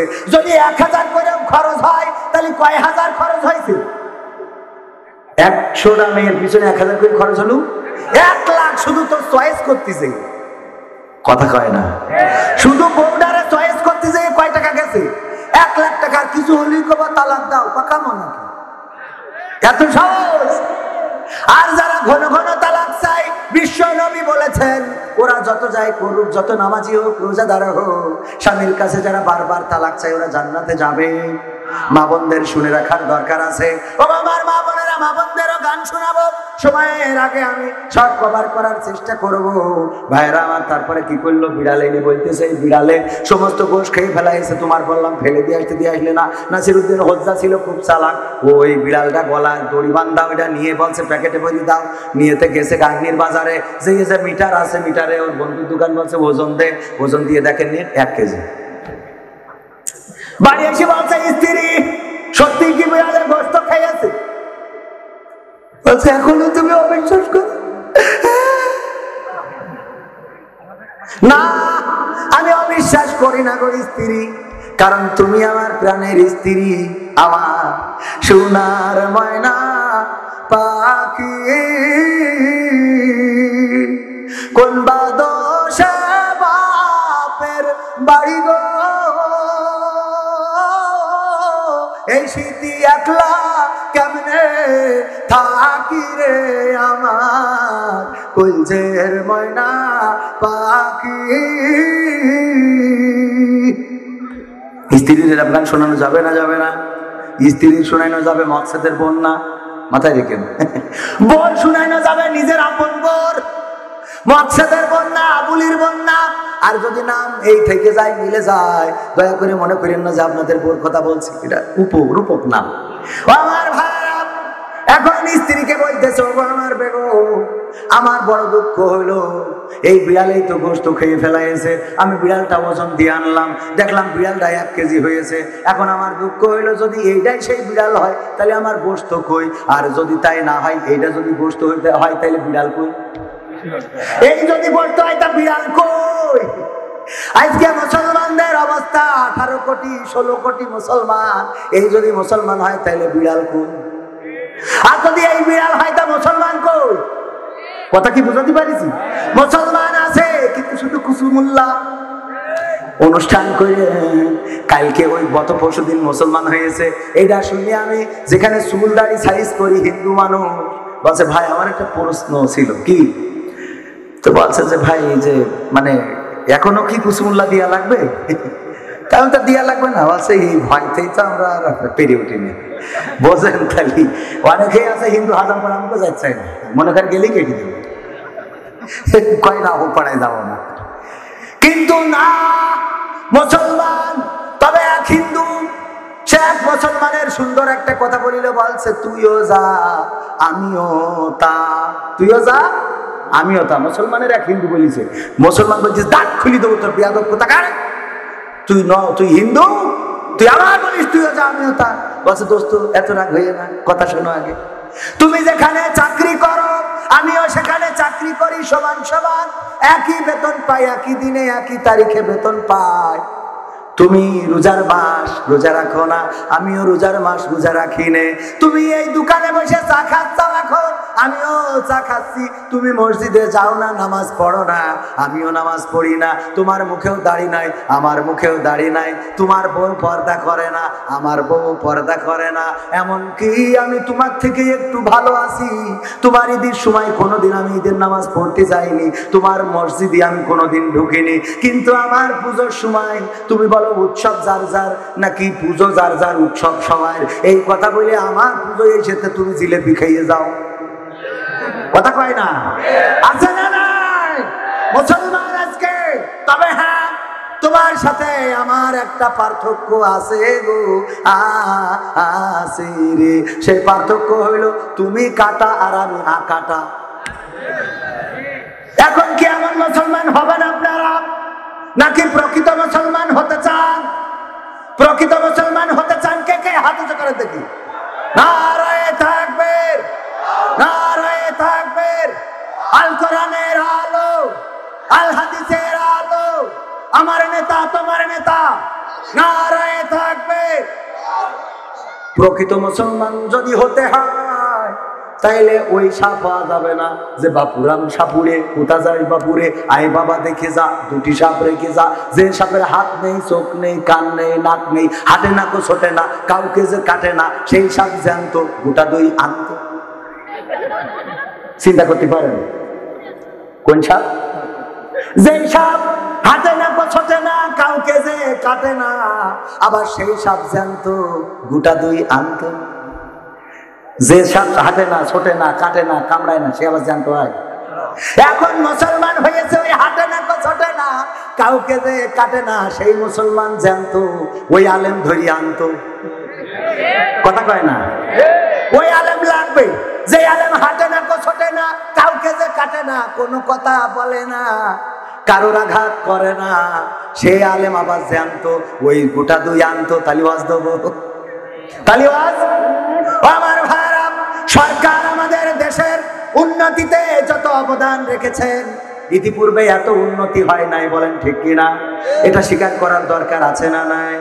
সরকারের বিপক্ষে কথা বলার কোনো প্রশ্নই নেই, রাষ্ট্রের বিরুদ্ধে কথা বলারও কোনো প্রশ্নই নেই, রাষ্ট্রের বিরুদ্ধে সরকারের বিরুদ্ধে কথা বলার কোনো দরকারও নেই। কিন্তু কয়েকদিন আগে সাতক্ষীরায় এক চেয়ারম্যান বসা আমার পাশে, আমি বললাম চেয়ারম্যান সাহেব, যদি আল কোরআনের আইন কায়েম হয়ে যেত তাইলে চেয়ারম্যান, আপনি যত বড় চেয়ারম্যান হন, যদি আপনি তিরানের ওই যে বিধবা ভাতার কার্ড যদি শালীর নামে দিতেন। কার নামে? বিধবা ভাতার কার্ড। কে কার্ড? বিধবা ভাতার কার্ড শালীর নামে দিয়েছে। মানুষ জিজ্ঞেস করছে তোমার শালী বিধবা ভাতার কার্ড পাই কিভাবে? বলছে আমার শালীর তো স্বামী নেই। বলছে স্বামী নেই কেন? বলছে এখনো বিয়ে হয়নি। এখনো বিয়ে হয়নি, তাই স্বামীর নামে বিধবা ভাতার কার্ড, কারণ তার স্বামী নেই। আইন তো ঠিক আছে, আইন ঠিক আছে না? আইন ঠিক আছে, আমি বললাম যদি এমন কোন কাজ করতেন, যদি তিরানের চালগুলো আপনার গোডাউনে ঢুকাতেন, আমার প্রধানমন্ত্রী কত কিছু দিচ্ছে দেশের জন্য, আমার পরিকল্পনা মন্ত্রী বলেছে আমরা দিই 100 টাকা, আর ওই নিচেই যেয়ে পাই কত 5 টাকা কইছে। কে বলেছে? এটা কি আমার কথা না মন্ত্রীর কথা? মন্ত্রীর কথা বলা যাবে তো? আমার অতদূর যাওয়ার দরকার নেই। এই যে দেখেন সামান্য এই কয়েকদিন আগে সরকারের কি এতই টাকার অভাব যে সরকারের গুরুত্বপূর্ণ একজন মন্ত্রী উনি এসেছেন, সেই স্টেজ ভেঙে পড়েছে। তার থেকে এই স্টেজ তো মনে হয় মজবুত আছে, এতগুলো আলেম উলামা আর সবার কান্দে দুটো করে ফেরেস্তা আছে না নাই? তাহলে এই ফেরেস্তা আবার শুধু তো নেই, গুনাহ আছে, সওয়াব আছে, এর একটা ওজন আছে। তাহলে এতগুলো নিয়ে স্টেজ কোন রকম দেখাইলো না, পটমটো করলো না, আর ওই স্টেজ ভেঙে পড়ে গেল।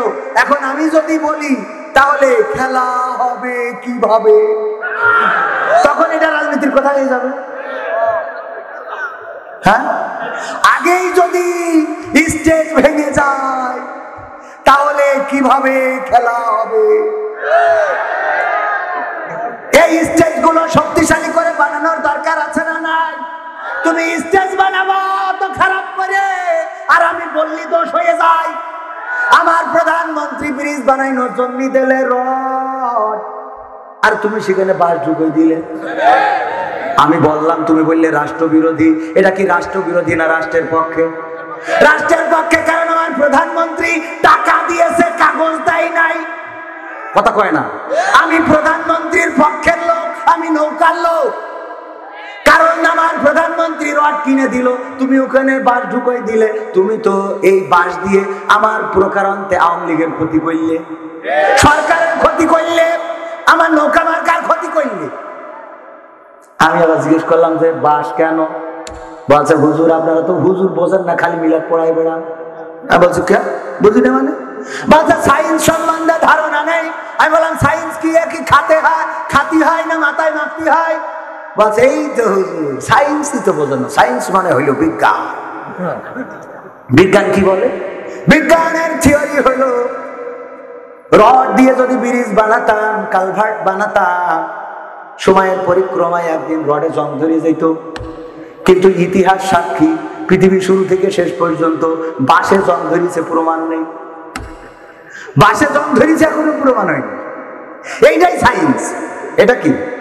আমি চাই বাংলাদেশে কাঁদবে না আর কেউ তো দুঃখে, আমি চাই প্রতিটা মানুষ মিলে মিশে থাকবে সুখে। আমি চাই বাংলাদেশে কাঁদবে না আর কেউ তো দুঃখে, আমি চাই প্রতিটা মানুষ মিলে মিশে থাকবে সুখে। আমি চাই ভিক্ষুক হয়ে ঘুরবে না কেউ কারো দ্বারে, আমি চাই কাটবে না রাত কখনো কারো অনাহারে। আমি চাই ভিক্ষুক হয়ে ঘুরবে না কেউ কারো দ্বারে, আমি চাই কাটবে না রাত কখনো কারো অনাহারে। আমি চাই মাজলুমেরা ফেলবে না আর চোখের পানি, আমি চাই কোটের দ্বারে কাঁদবে না বিচারের বাণী।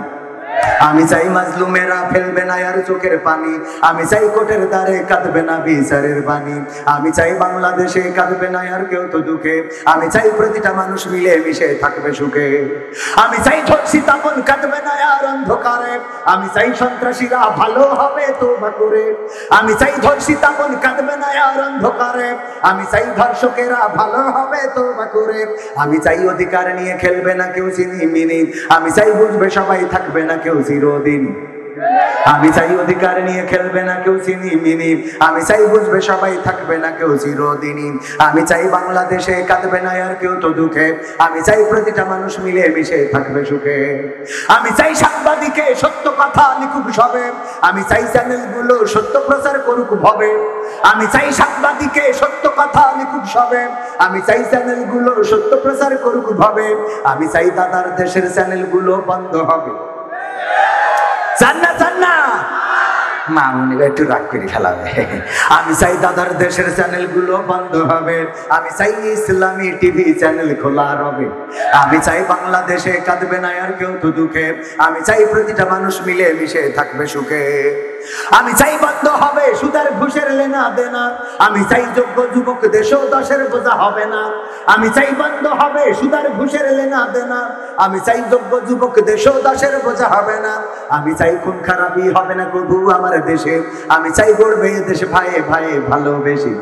আমি চাই কোন খারাপই হবে না কবু আমার দেশে, আমি চাই বলবে দেশ ভাই ভাই ভালোবেসে, আমি চাই বাংলাদেশে কাঁদবে না আর কেউ তো দুঃখে, আমি চাই প্রতিটা মানুষ মিলে মিশে থাকবে সুখে, আমি চাই আলেম যারা থাকবে দেশে মুক্ত তারা, আমি চাই মুফাসসিরের কণ্ঠে কোরআন শুনবে ধরা, আমি চাই আলেম যারা থাকবে দেশে মুক্ত তারা, আমি চাই মুফাসসিরের কণ্ঠে কোরআন শুনবে ধরা, আমি চাই কারাগার থেকে ফিরবে আমার ভাইয়েরা নিড়ে, আমি চাই কোরআনের পাখি মোদের মাঝে আসবে ফিরে, আমি চাই কারাগার থেকে ফিরবে আমার ভাইয়েরা নিড়ে, আমি চাই কোরআনের খাদেম কারাগার থেকে আসবে ফিরে, আমি চাই বাংলাদেশে কাঁদবে না আর কেউ তো দুঃখে, আমি চাই প্রতিটা মানুষ মিলে মিশে থাকবে সুখে, আমি চাই সাংবাদিকে সত্য কথা, আমি চাই আইন হবে আল কোরআনের বিধান দিয়ে, আমি চাই থাকবে মানুষ শান্তি ও সুখ সঙ্গে নিয়ে, আমি চাই আইন হবে আল কোরআনের বিধান দিয়ে, আমি চাই থাকবে মানুষ শান্তি ও সুখ সঙ্গে নিয়ে, আমি চাই সংসদ থেকে বলবে সবাই খোদার কথা, আমি চাই নেতারা সবাই মুছে দেবে দুঃখের ব্যথা, আমি চাই বাংলাদেশে কাঁদবে না আর কেউ তো দুঃখে, আমি চাই প্রতিটা মানুষ মিলে মিশে থাকবে সুখে। এই চাওয়া কি শুধু আমার চাওয়া? এই চাওয়া ছিল বঙ্গবন্ধুর চাওয়া, এই চাওয়া ছিল স্বাধীনতার স্থপতি বঙ্গবন্ধু শেখ মুজিবুর রহমানের চাওয়া। এই চাওয়া উনি চেয়েছিলেন, উনি বলেছিলেন পাকিস্তানি হানাদারদের এই জুলুম আর সহ্য করতে চাই না, আমার পকেটের টাকায় কেনা অস্ত্র আমার বাংলার মানুষের বুকে তাক করা হয়, এটা মেনে নিতে পারি না। বলেন ঠিক চান নাই? উনি দুঃশাসন চান নাই, উনি শাসন চান নাই, উনি মাজলুম চান নাই, উনি ক্ষুধার্ত মানুষ রাত কাটাবে এটা চাই নাই, উনি নির্বস্ত্র মানুষ শীতে কষ্ট পাবে এটা চাই নাই। চেয়েছিলেন একটি সোনার বাংলাদেশ, কিন্তু দুঃখজনক হলেও সত্য স্বাধীনতার 50 বছর পার হয়ে গেছে, এখনো স্বাধীনতার প্রকৃত যে স্বাধীনতা আমাদের দরকার ছিল সেটা এখনো পাই। আমাদের বঙ্গবন্ধু যে স্বাধীনতা চেয়েছিলেন সেই স্বাধীনতা এখনো আসে? এখনো ধর্ষণ হয়, গণধর্ষণ হয়, খুন হয়, রাজধানী হয়, চুরি হয়, ছিনতাই হয়, গণধর্ষণ হয়, চুরি হয়, ডাকাতি হয়, এখনো বাংলাদেশের মানুষ নিরাপদে ঘুমাতে পারে না। বলেন ঠিক কিনা? আমার বাড়ি থেকে কয়েকদিন আগে মোটরসাইকেল চুরি করে নিয়েছে। 31শে ডিসেম্বর, এই ধরি 21শে ডিসেম্বর, কত 21শে ডিসেম্বর ওয়াজ করতে গেছি সাতক্ষীরায়, এসে দেখি মোটরসাইকেল শেষ। ওয়াজ করে যা কটা টাকা পায় দেরি করবো কি চোরেই নিয়ে যাচ্ছে। আমি বললাম মেম্বার সাহেব চেয়ারম্যান বসা, আমি বললাম আল কোরআনের আইন যদি কায়েম হয়ে যায় তাহলে চোর চুরি করলে শাস্তি কি? হাত কাটা। এখন এই হাত কাটা যদি আপনার হয়ে যেত, কোনো না কোনো কারণে যদি চুরি করতেন, ভুল করি মানে বলতেন আমার ভুল হয়েছে, ক্ষমা করে দাও, ইচ্ছা করে করে লিখো, চাইছি দেখেছে, যদি এইটা বলা হয়তো ক্ষমা হতো নাকি? সংসদে যদি চোরের হাত কাটার বিধান কায়েম হয়ে যায়, এই বিধান কায়েম হয়ে গেলে চেয়ারম্যান সাহেব আপনি চুরি করলে হাত কেটে দিত, আর এই কাটা হাত নিয়ে যদি ঢাকায় যেয়ে বলতেন ওগো প্রধানমন্ত্রী আমি আপনার ভালোবাসি, তাই তো আমি প্রতি 5 বছর অন্তর অন্তর ঢাকা শহরে আসি, প্রতীক নিতে আসি, এই কথা বললে প্রধানমন্ত্রী বলতো কবজি কই? আপনি বলতেন ওটা মিস্টেক হয়ে আছে, ভুল হয়ে আছে, ক্ষমা করি দে। আমার প্রধানমন্ত্রী যদি বলে বসতো, অথবা প্রধানমন্ত্রীর যে লোক আছে যাচাই বাছাইয়ের জন্য যদি বলতো আমাদের দিতে তো অসুবিধা নাই রে, কিন্তু আপনি যে বইটা ধরবেন তা পাবেন কি? পাবেন তা বইটা ধরবেন কি করে? কারণ হাতে কবজি নেই, বইটা ধরবেন কি করে? কি করে দেবো? কথা বলেন, কথা কি বোঝা গেছে? এই কথা বলেছি উনি ওইটা হাঁটা দেন। আচ্ছা এটা কি উনার বলেছি? আমি বলি আমার দিয়ে যদি বলি, আমি হুজুর এসে যদি বলতাম ও যুবকেরা কেউ চুরি কইরো না, আপনারা বলতেন হুজুর আপনার হাতের কবজি কই? আমি বলতাম আমাদের ওই যে কালীগঞ্জে আখের চিনির কল আছে, আপনাদের এদিকেও আখ লাগায়, ওই চিনির কলে কাজ করতাম ছোটবেলায়। আর চিনির কলে কাজ করতে যাই আমার দায়িত্ব ছিল আখ ঢুকাইনো, আখ ঢুকাতে ঢুকাতে মেশিনের মধ্যে হাত ঢুকে গেছিল, ওই হাত ও রসের সাথে রস হয়ে চিনি হয়ে গেছে। এই যদি বলতাম আপনারা বাড়ি জাতি জাতি বলতেন যাই বলেন তাই বলেন, এই হুজুর কিন্তু যশোরের চোর, মালটা চোর ছিল, মালটা কি ছিল? চোর ছিল। এখন হুজুর হয়েছে, বলেন কথা সত্য না মিথ্যা?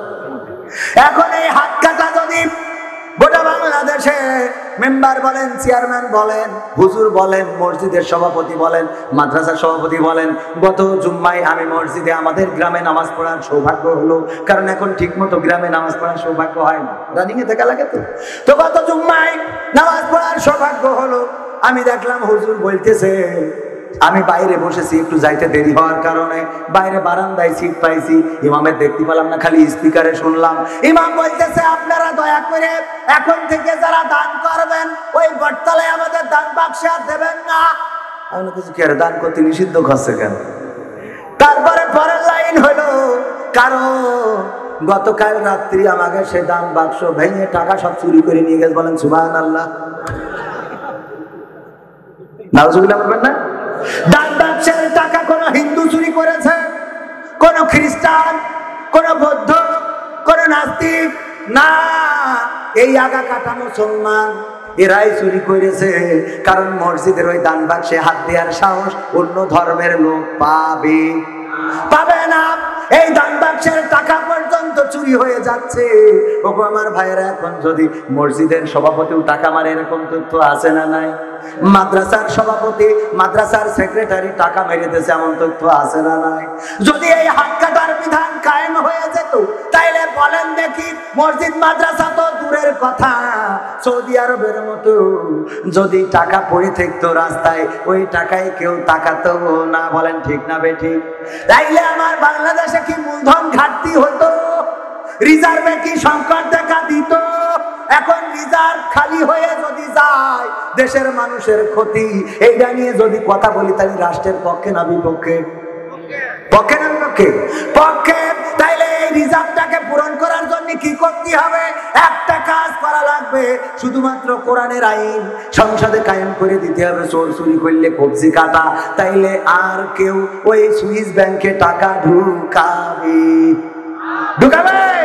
শুধু ঢুকাবে তো না, এক্ষুনি যদি কায়েম হয়ে যায়, তাইলে গোটা বাংলাদেশ হয়ে যাবে এক হেতে বাংলাদেশ। কয় হেতে বাংলাদেশ? মানে দুটো হাত পাওয়া যাবে না, সব এক হেতে। কারণ কাকারে ইঙ্গিতে কেউ চুরি করে আর কেউ সহযোগিতা করে। সুপারিনটেন্ডেন্ট বলতেছে, আমাদের মাদ্রাসায় একটা পোস্ট খালি আছে, সভাপতির সাথে আলোচনা করছে যে নেন যেভাবে পারেন। আমরা তো হুজুর মানুষ, আমরা তো আর কি। সভাপতি বলছে, তাহলে 10 নিলাম। 10? আমরা তো ঘুষ খাতে পারবো না, আপনি হাদিয়া হিসেবে আমার 1 লাখ দেবেন, 11 করে দেবেন। কত? তাহলে হুজুরির সুপারিনটেন্ডেন্টের হাত থাকবে। যখন গোয়েন্দা দিয়ে, সিআইডি দিয়ে তদন্ত হবে যে 10 লাখ টাকা নিয়ে ছিল রে, খাইলো কুড়া কুড়া খোঁজো, দেখা গেল সুপার সহজবার ওরাও 50,000 নিয়েছে ব্লাউজ বানানোর জন্য। ধরা খাবে না। তাই হাত কি থাকবে? কবির বিন সামাদের থাকবে শুধু। ওরে না, কবির বিন সামাদেরও এমন অনেক গুনাহ আছে, অপরাধ আছে, যে অপরাধের কথা যদি আপনারা জানতেন, এখানে বসে বসে আমার ওয়াজ শুনতেন না। কথা কয় না? এমন অপরাধের অপরাধী আমি আছি না নয়? আমি জানি, আমার অন্তর জানে, আল্লাহ জানে। আপনারা আছেন, আপনারা জানেন, আপনাদের অন্তর জানে আর আল্লাহ জানে। আমরা এখানে যারা বসেছি অনেকেই আছি পর্দার অন্তরালে, আমার মা বোনেরা আছে অনেকে এমন অপরাধের অপরাধী। ওগো আমার ভাইরা, আমি প্রায় বলে থাকি, ওই অপরাধ যদি মা জানতো রান্না করে খাওয়াতো না, যদি বাবা জানতো বাড়িতে জায়গা দিত না, যদি বন্ধু বান্ধব জানতো বন্ধুত্ব রাখতো না, যদি স্ত্রী জানতো সংসার করতো না। আমার মা বোনদেরও এমন অনেক অপরাধ আছে, যদি স্বামী জানতো তাইলে ওই স্ত্রীর সাথে আর সংসার হইতো না। ঠিক না বেঠে? আমার আব্বা বলতো যে মেয়েরা তালাক দিয়ার ওই বিয়ের সময় 3 কবুল বলার সময় কাঁদবে। এই কান্দার মধ্যে কারোর আছে মায়ার কান্না, মা বাপ ছেড়ে যেতে হবে, ভাই বোন ছেড়ে যেতে হবে, এই জন্য। আর কিছু আছে আমার যুবকেরা জানে যে কান্দে অমুখের ছেলে গাংনির বাসিন্দা, 1 লাখ 3 টাকা দেন মহরে, তোমার সাথে সকিনা বেগম বিয়েতে কবুল, তুমি এই বিয়ের ধার্য করা হয়েছে, তুমি কি কবুল আছো? আল্লাহ, আমি যখন 5 থেকে গেলাম, আমাদের কলিম মেম্বারের ছেলে আমার হাতে 50 টাকা দিল আল্লাহ, ওই মেম্বারের ছেলে সেই 50 টাকার দাম দিতে পারলাম না। কবুল, এক কবুল, দ্বিতীয় কবুল। যখন বলে অমুকের ছেলে অমুকের সাথে তোমার এত টাকা দিন মহরে বিয়ে দেওয়া আছে, তুমি কি রাজি আছো? বলে হাই স্কুলে যখন পড়তাম 14ই ফেব্রুয়ারি আমার ফুল কিনে দিয়েছিল, মাথায় নিয়ে ঘুরে বেড়াইল। আল্লাহ, আমি ওই আবলিরও মন রাখতে পারলাম না, ক্ষমা করে দিস, ক্ষমা করে দিস। কবুল। তারপর 3 নম্বর, অমুকের ছেলের সাথে এত টাকা দেন মানে। এবার মনে পড়ে যায় আমি যখন কলেজেতে পড়ি, আমারে ভালোবেসে চেয়ারম্যানের ছোট ছেলে সেই ছিল গলায় দেবে দড়ি। ও চেয়ারম্যানের ছেলে, আমি তোমার মন রাখতে পারলাম না। কবুল। আছে না নাই? এই ঘটনা ঘটে না ঘটে না? আমার যুবকেরা যদি জিজ্ঞেস করে, দেখো তোমার কি আসলে বিয়ের আগে কারোর সাথে ছিল? তো বলে কি বলছেন আপনি? আমার দিকে কেউ তাকাইলে চোখ দুটো তুলে গুড় দেখাই দিতাম। তো এই যুবক বলতেছে যে আসলে একটা জিনিস কি জানো, আল্লাহ তোমার সাথে আমার মিল করে দিয়েছে। আমি বুঝতে পারিছি, হুজুরটা বলে যে যেমন স্বামী তেমন তার স্ত্রী। আসলে তুমি যেরকম নিষ্পাপ, আমি ওইরকম গুণাগার, মানে আমি ওইরকম নিষ্পাপ আর কি, দুইজন আর কি একই সমান। এখন স্ত্রী বুঝতে পারে আমি তো 12টা পার করতে আইছি, এ না জানি কটা কথা কয় না। তুমি এত আল্লাহর ওলি, তা 14 তারিখ কি হয়েছে মোটরসাইকেলের পিছনে ঘুরি বেড়ায়, ওরা কারা? কথা কয় না? আছে না নাই? আর মেম্বারের কাছে যাবে, চেয়ারম্যানের কাছে যাবে, যে এই কথা বুঝুন, চেয়ারম্যান সাহেব বিচার করে দেন কি, তো আমার অমুকের ছেলে বিয়ের প্রলোভনে সব কেড়ে নিয়েছে। কি কেড়ে নিয়েছে? সব কেড়ে নিয়েছে। চেয়ারম্যান বলছে তোমার নেকলেস সেট কেড়ে নিয়েছে, বলছে না। তোমার শোনাচ্ছেন? তা না। তোমার টাকা পয়সা? না। নাকের দুল? না। কানের ফুল? না। তোমার ভ্যানাসি ব্যাগ? না। তাহলে কেড়িয়েছে কি? সব কেড়ে নিয়েছে। আমি বুঝে থাকেন সব কেড়ে নিয়েছে। তুই দিলি কেন? হ্যাঁ, এই দিয়ে চেয়ারম্যানের কাছে যাইয়ে তো বিচার চাইয়ে বেড়াবা। আমার যুবক ছিল নিষ্পাপ, ওর গরম করিয়েছে কিনা? এই শোনার শ্রেণী কত সুন্দর চেয়ারে এখানে নষ্ট করে ফেলে ওরা। করা যাবে? নিজেদের আল্লাহ বলেছে ওয়াকারনা ফি বুয়ুতিকুন্না ওয়ালা তাবাররাজনা তাবাররুজাল জাহিলিয়াতিল উলা। ওগো নারীরা, পর্দার মধ্যে থাকো, জাহিলি যুগের মেয়েদের মতো নিজেদেরকে সেজেগুজে প্রদর্শন করে বেড়াইও না। আর এখন সাজা তো সাজা, আলকাতরা বেগম হয়ে যায় পরিমণি। লিপস্টিক দিয়ে আবার আয়না ধরে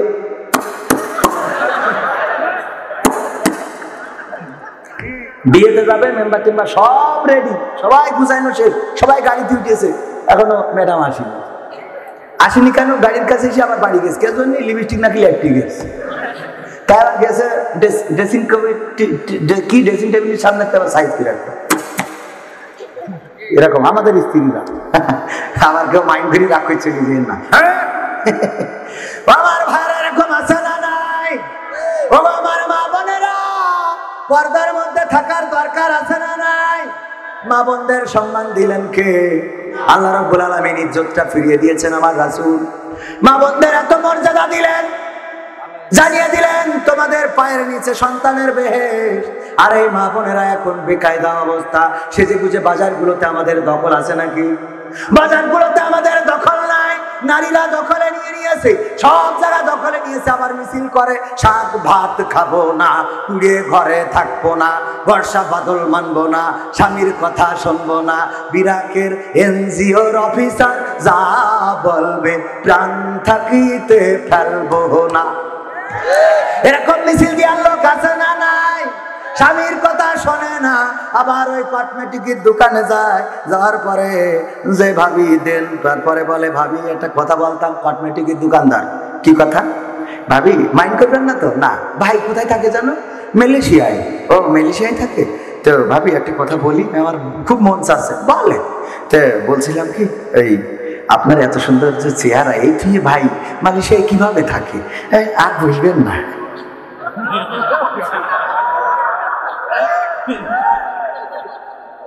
হ্যাঁ, লজ্জা পেয়েছ না?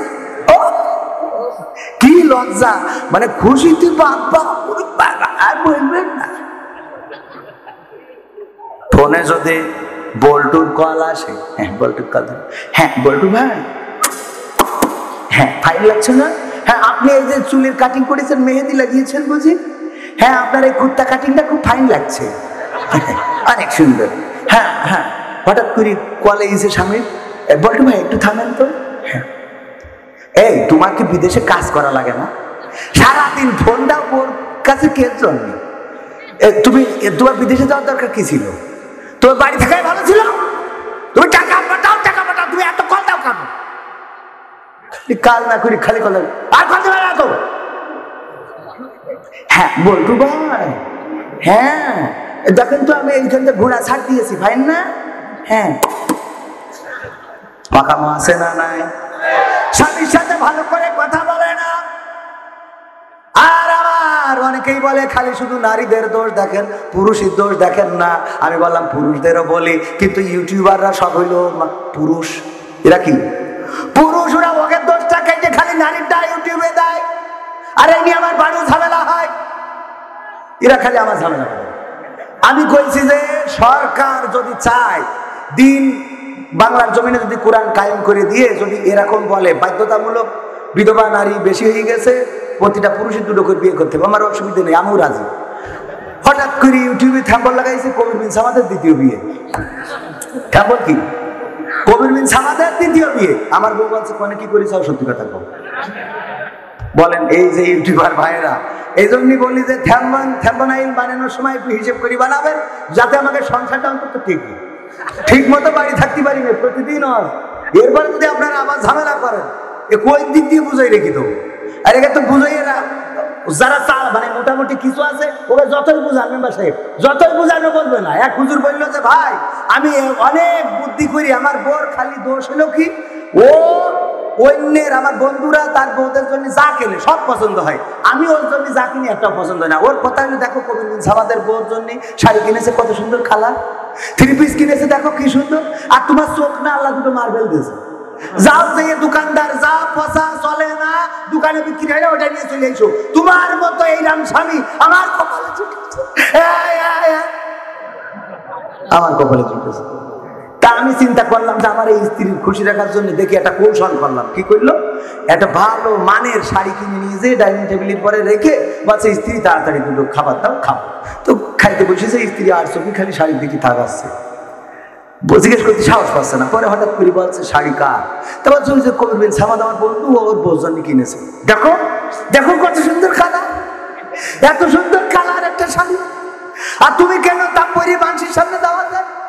হ্যাঁ কত সুন্দর রং, আর তুমি তোমার জীবনে তোমার চোখে কোনোদিন এত সুন্দর শাড়ি তোমার চোখে কোনোদিন পড়লো না। তা আমি খাওয়া দাওয়া শেষ করে বললাম শাড়ি কি তোমার পছন্দ হয়েছে? তাহলে তো তুমি কেন কিনেছ? তো তোমার বন্ধু কবির বিন সামাদ, এই জন্যই ওই শাড়িটা এত সুন্দর কালার। বলছে এক কাজ করো, তুমি এটা নিয়ে নাও। আমার বন্ধু মানুষ, আমি ওর বুঝে সুঝেই দোবানে, না হলে আমি যা হয় দরকারে যা করা লাগে করবানি, নাই ওর জন্য ফাঁসি হবে, এর বাইরে তো আর কিছু হবে না, তো তুমি এটা নাও। তো আমার স্ত্রী নিয়েছে। রাত্রি শোয়ার সময় আমি স্ত্রী বললাম বেগম তুমি কি সত্যি শাড়িটা পেয়ে খুশি হয়েছো? বলছে তো তুমি চয়েস করো নি, তুমি চয়েস করলে তো পরা যেত না, তোমার বন্ধু কবির বিন সামাদ কিনে দিলে এত সুন্দর, এটা আমার সত্যিই পছন্দ হয়েছে। তা আছে আমি মরে যাই কি সকালবেলা যাই কি উঠবো কিনা জানি না, হ্যাঁ বন্ধুর কথা বলা যায় না, একটা সত্যি কথা বললেই মরি। সেটা হইলো এই শাড়িটা আমি পছন্দ করি, তোমার জন্য কিনেছি। তা বলছে তাহলে রং থাকবে না, বলছে তাহলে শাড়ির রং থাকবে না। বুঝা গেছে? হাত তুলে মা চাঁদ দেখাতে শোনাতে তুমি ঘুম পাড়ানির গান, সেই তুমি মা একলা একা কেমনে হলে এতটা পাষাণ। আমি তো কাঁদি দিবানিশি, তুমি তো বাবা পরবাসী, তোমার তরে অন্তর জলে পড়ে আমার প্রাণ।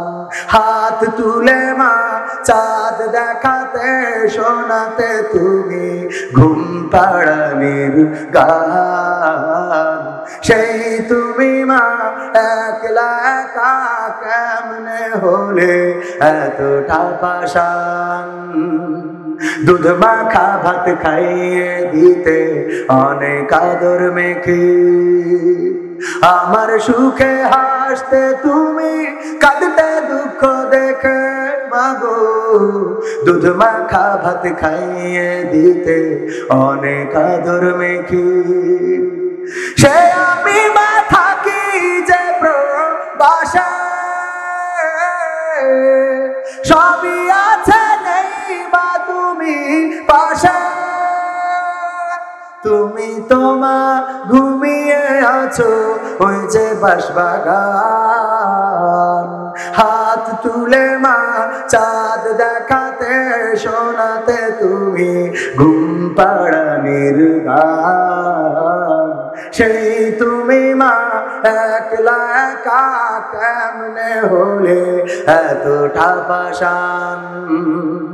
তোমার ছেলে অনেক বড় হবে, দুঃখে ভরা সংসার তোমার সুখে ভরে দেবে মাগো।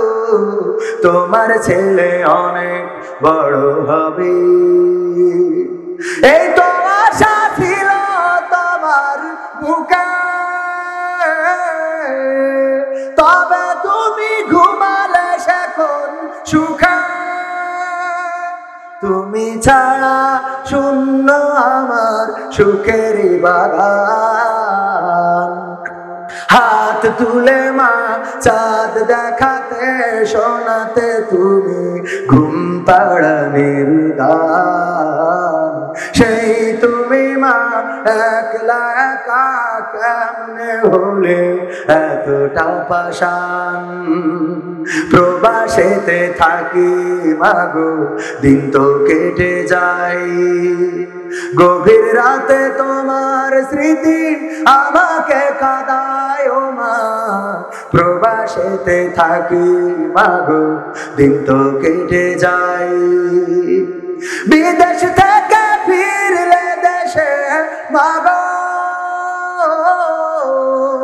তোমার আদর স্নেহ মায়ার পাবো। তুমি তো মা হতে পারো না এতটা পাষাণ, হাত তুলে মা চাঁদ দেখাতে শোনাতে তুমি ঘুম পাড়ানির গান।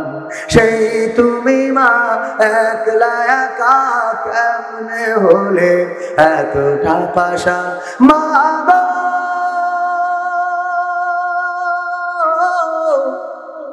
মা গো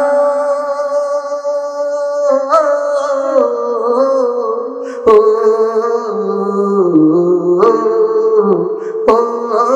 আমার জনম দুঃখিনী মা। কথা 15 মিনিট বেশি বলে ফেলেছি, রাগ করেছেন? তাহলে শেষ নসিহত চুপ করে দিই, দেব? ও আমার ভাইরা, যেই কথাটা বলছিলাম, আমাদের জীবনে এমন অনেক অপরাধ আছে, এমন অনেক গুনাহ আছে, যেই গুনার খবর যদি স্ত্রী জানতো, মনে আছে কিনা? যেই গুনার খবর যদি স্ত্রী জানতো, স্ত্রী আপনার সাথে সংসার করতো না। আমার মা বোনদের এমন অনেক অপরাধ আছে, যদি স্বামী জানতো তাইলে সংসারটা টিকতো না।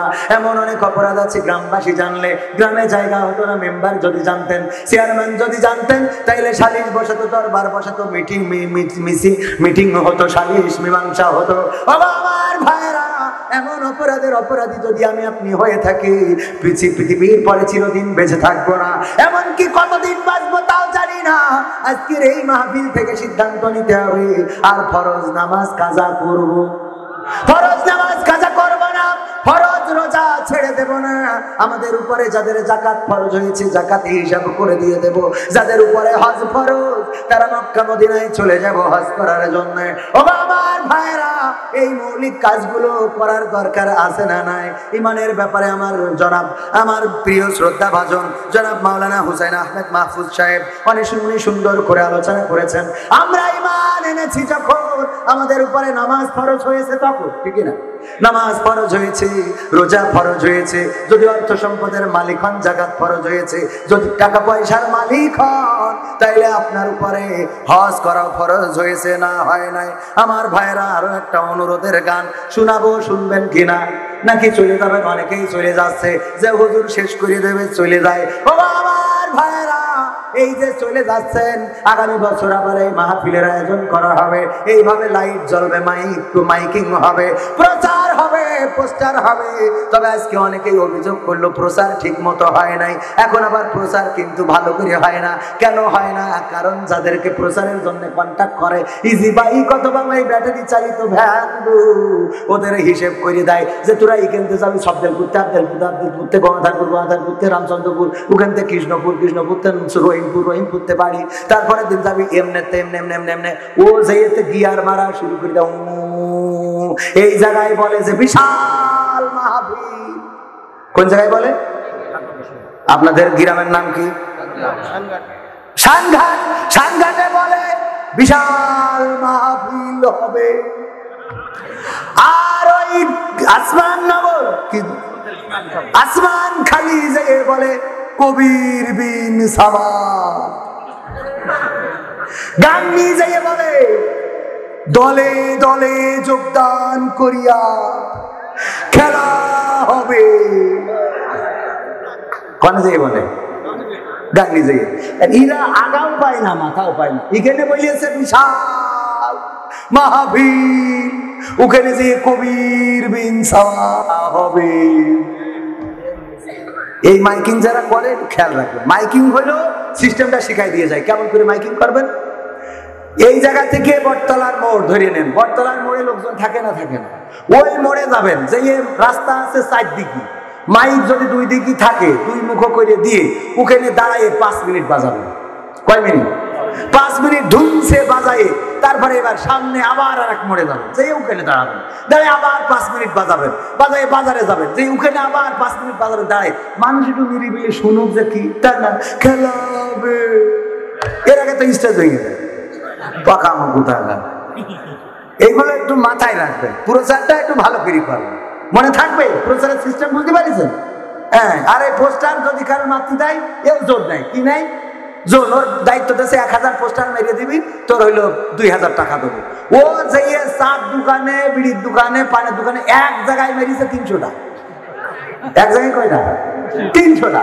আর পরে যে আর কোথাও নেই, ও তো 1000 মেরিছে, ও তো দায়িত্ব হইলে 1000 মারা হয়ে গেল। ওর এসে জিজ্ঞেস করেন আল্লাহর কিরে মেরে দিয়েছি। পোস্টার এত মারা মারে। এই যে চাঁপাইনবাবগঞ্জে গেলাম, আমাদের ওই যে মাহিয়া মাহি, আমাদের না মানসিদের আর কি, মাহিয়া মাহি ভোটে দাঁড়াচ্ছে, শুনেছেন না? খেলা। তো এখন এই ভোটে দাঁড়াচ্ছে বলে পোস্টার করিয়েছে, নমিনেশন চাই এত, যে সেই পোস্টার দোকানে, বাসে, ছাদে, গাছে, মাঠে যেখানে পেয়েছে সেখানে মেরেছে, মাতে মাতে মসজিদের দেয়ালে। আচ্ছা, ও যে সুন্দর চেহারা, মসজিদের দেয়ালে বেরিয়ে দিলি মুসাল্লির উজু থাকতো? অন্তত ওই পোস্টারটা মসজিদ থেকে মাপ কর, কারণ উজুটা তো রাখার দরকার। মসজিদে নামাজ পড়তে যাই চাচা দেখে বলছে বয়স পার হয়ে গেল রে, তাই নামাজ হইল। এই জন্যই মাথায় রাখবেন যে কোয়ানকের কাজ কনে করতে হবে, যেই জায়গার কাজ যেভাবে করা দরকার সেটা করার দরকার আছে না নাই? হ্যাঁ, এটা মাথায় রাখবেন। আর কোনো ওয়াজের দরকার আছে? তাহলে শেষ অনুরোধ, তার আগে বলে দিই আমার লেখা 100টা গান আছে এখানে, আমি যত গান গাই সব গান এখানে দেয়া। আজকে বেশি গান গাতে পারলাম না, সব ওয়াজ করে ছেড়ে দিলাম। কি গান বেশি গাইছি? গান বেশি গাইনি, কারণ আমার ভাইজানেরা খুব ভয় পাচ্ছে, বলছে যে হুজুর এই একটু যেহেতু আছে সময় খারাপ, সময়টা তো বড্ড খারাপ, আপনি তো ভাই সব জানেন, তো এই জন্য আমি গাইনি। অন্যদিন গাবো, অন্যদিন গাবো। কি গান গাবো অন্যদিন এসে? অন্যদিন গাবো কোরআনের সাথে যারা করবে দ্বন্দ্ব তাদের সাথে কবু হবে না আপোষ। কোরআনের সাথে যারা করবে দ্বন্দ্ব তাদের সাথে কবু হবে না আপোষ। জেল জুলুম হলেও হবে, জেল জুলুম হলেও হবে, বিবেকের কাছে তো হব নির্দোষ। আমার রবের কাছে রব নির্দোষ, মহান প্রভুর কাছে রব নির্দোষ। কোরআনের পথে যারা করবে দ্বন্দ্ব, কোরআনের সাথে যারা করবে দ্বন্দ্ব তাদের সাথে কবু হবে না। কোরআনের কথা যারা বলে যায় আজ তাদের দাবাতে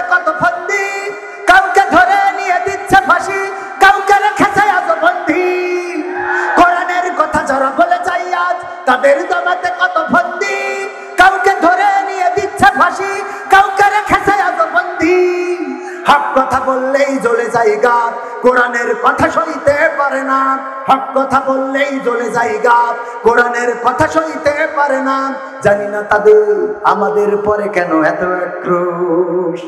জেল জুলুম হলেও হবে, জেল জুলুম হলেও হবে, বিবেকের কাছে তবু রব নির্দোষ। আমার রবের কাছে রব নির্দোষ, মহান প্রভুর কাছে রব নির্দোষ। কোরআনের সাথে যারা করবে দ্বন্দ্ব, তাদের সাথে কবু হবে না। কোরআনের কথাই আজ বলতে গেলে আসছে বাধা কত ভাবে, কোরআন প্রেমিকেরা হাতে রেখে হাত সামনে এগিয়ে যাবে। দিনের কথাই আজ বলতে গেলে আসছে বাধা কত ভাবে, কোরআন প্রেমিকেরা হাতে রেখে হাত সামনে এগিয়ে যাবে। হক কথা বলতে করি না কো ভয়, জীবনের বিনিময়ে আনব বিজয়।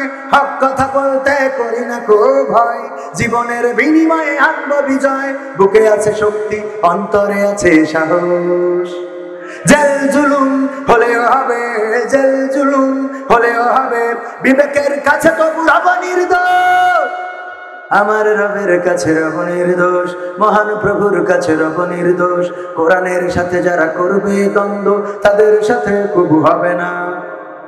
এসব গান আগামী দিন এসে শোনাবো, শোনালাম না, ঠিক আছে? এসব গান শোনালে তো অনেকের আবার রাগ হয়, আছে না?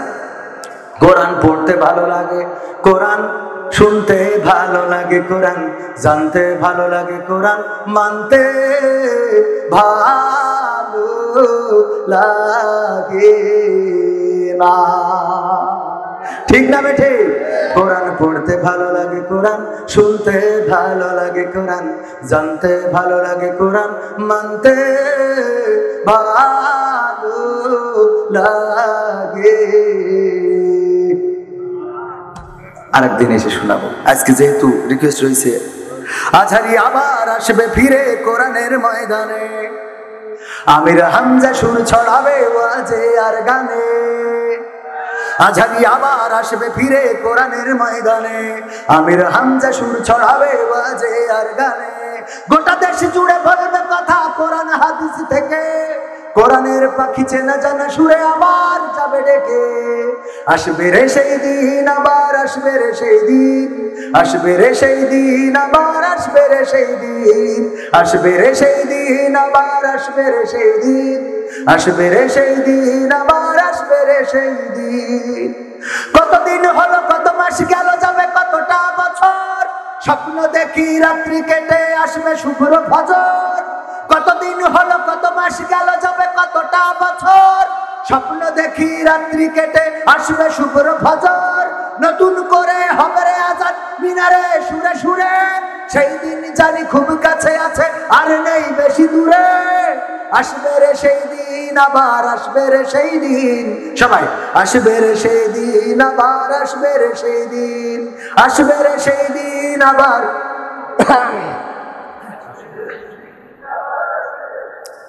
কত শতজন পথ চেয়ে নাই আবার দেখা হবে, নুরানি রূপে মিষ্টি মুখে কোরআনের কথা কবে।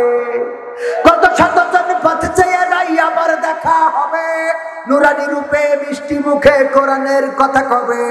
তাদের দিয়েই আলোকিত হবে সোনার বাংলাদেশ, দুঃখ ভুলে গিয়ে সুখ খুঁজে পেয়ে বলবে বাস্তবেশ।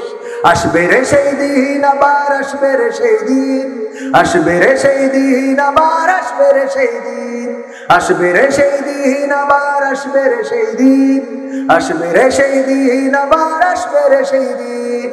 ওদের মূল্য বোঝো না যারা, বলছি তারা শোনো, এপারেই তো সব শেষ নয়, ওপারের দিন গোনা। ওদের মূল্য বোঝে না যারা, বলছি তারা শোনো, এপারেই তো সব শেষ নয়, ওপারের দিন গোনা। সবাই যেদিন হবে আসামি, বিচারক শুধু রব, সেই দিন কি হতে পারে তা করো কি অনুভব, আসবে রে সেই দিন আবার আসবে রে সেই দিন, আসবে রে সেই দিন আবার আসবে রে সেই দিন, আসবে রে সেই দিন আবার আসবে রে সেই দিন, আসবে রে সেই দিন আবার আসবে রে সেই দিন। আজহারি আবার আসবে ফিরে কোরআনের ময়দানে, আমির হামজা সুর ছড়াবে ওয়াজে আর গানে, গোটা দেশ জুড়ে বলবে কথা কোরআন হাদিস থেকে, কোরআনের পাখি চেনা জানা সুরে আবার যাবে ডেকে। আসবে রে সেই দিন আবার আসবে রে সেই দিন, আসবে রে সেই দিন আবার আসবে রে সেই দিন, আসবে রে সেই দিন আবার আসবে রে সেই দিন, আসবে রে সেই দিন আবার আসবে রে সেই দিন। আসবে না আসবে না? সেই দিন যদি আনতে হয় 1952-তে যেমন আমরা বুকের তাজা রক্ত ঢেলে দিয়ে পিসি ঢালা কালো পথ লাল করে দিয়ে প্রমাণ করেছিলাম, ওগো পাকিস্তানি হানাদারেরা তোমরা দেখে নাও, আমরা বুকের তাজা রক্ত ঢেলে দিতে জানি, তোমাদের বুলেটের সামনে আমরা হাজারো বক্ষ পেতে দিতে জানি, কিন্তু আমার মায়ের ভাষার অপমান আমরা সহ্য করতে পারি না। 1971-এ 7 মার্চের ভাষণ অমর হয়ে আছে। আমার বঙ্গবন্ধু যখন ডাক দিয়েছিলেন তখন বাংলাদেশের মানুষ সেই ডাকে সাড়া দিয়ে 9 মাস লড়াই করে সংগ্রাম করে রক্ত ঝরিয়ে 30 লক্ষ শহীদের বিনিময়ে 2 লক্ষ মা বোনের ইজ্জতের বিনিময়ে একটি লাল সবুজের পতাকা এনে দিয়ে প্রমাণ করে দিয়েছিলেন, ওগো পাকিস্তানিরা তোমরা দেখে নাও, আমরা লাখে লাখে শহীদ হতে জানি, আমরা রক্ত ঢালতে জানি, সাগর পরিমাণ রক্ত আমরা ঢেলে দিতে কার্পণ্য করি না, কিন্তু বাংলাদেশের মানচিত্রের অধিকার ছেড়ে দিতে জানি না। এই বীর বাঙালি আর একবার জাগতে হবে, কোরআনের জন্য জেগে উঠতে হবে। দল মত নির্বিশেষে, কোন আওয়ামী লীগ নয়, বিএনপি নয়, জামাত নয়, হেফাজত নয়, জাসদ নয়, বাসদ নয়, চরমনা নয়, ফুরপুরা নয়, মাঝভান্ডারি নয়, একান্ডারি সেকান্ডারি নয়, আমাদেরকে কোরআনের পতাকা তলে ঐক্যবদ্ধ হতে হবে, কোরআনের কাছে আসতে হবে, কোরআনের মিছিলে শামিল থাকতে হবে, কোরআনের মিছিলে শামিল থেকে যদি প্রয়োজন হয় বুকের তাজা রক্ত ঢেলে সেই রক্তের সাগরে সাঁতার কেটে কেটে একটি রক্তাক্ত বিপ্লবী কালেমার পতাকা বাংলার জমিনে ওড়ানোর জন্য কারা কারা প্রস্তুত আছেন দুটি হাত দেখতে চায়।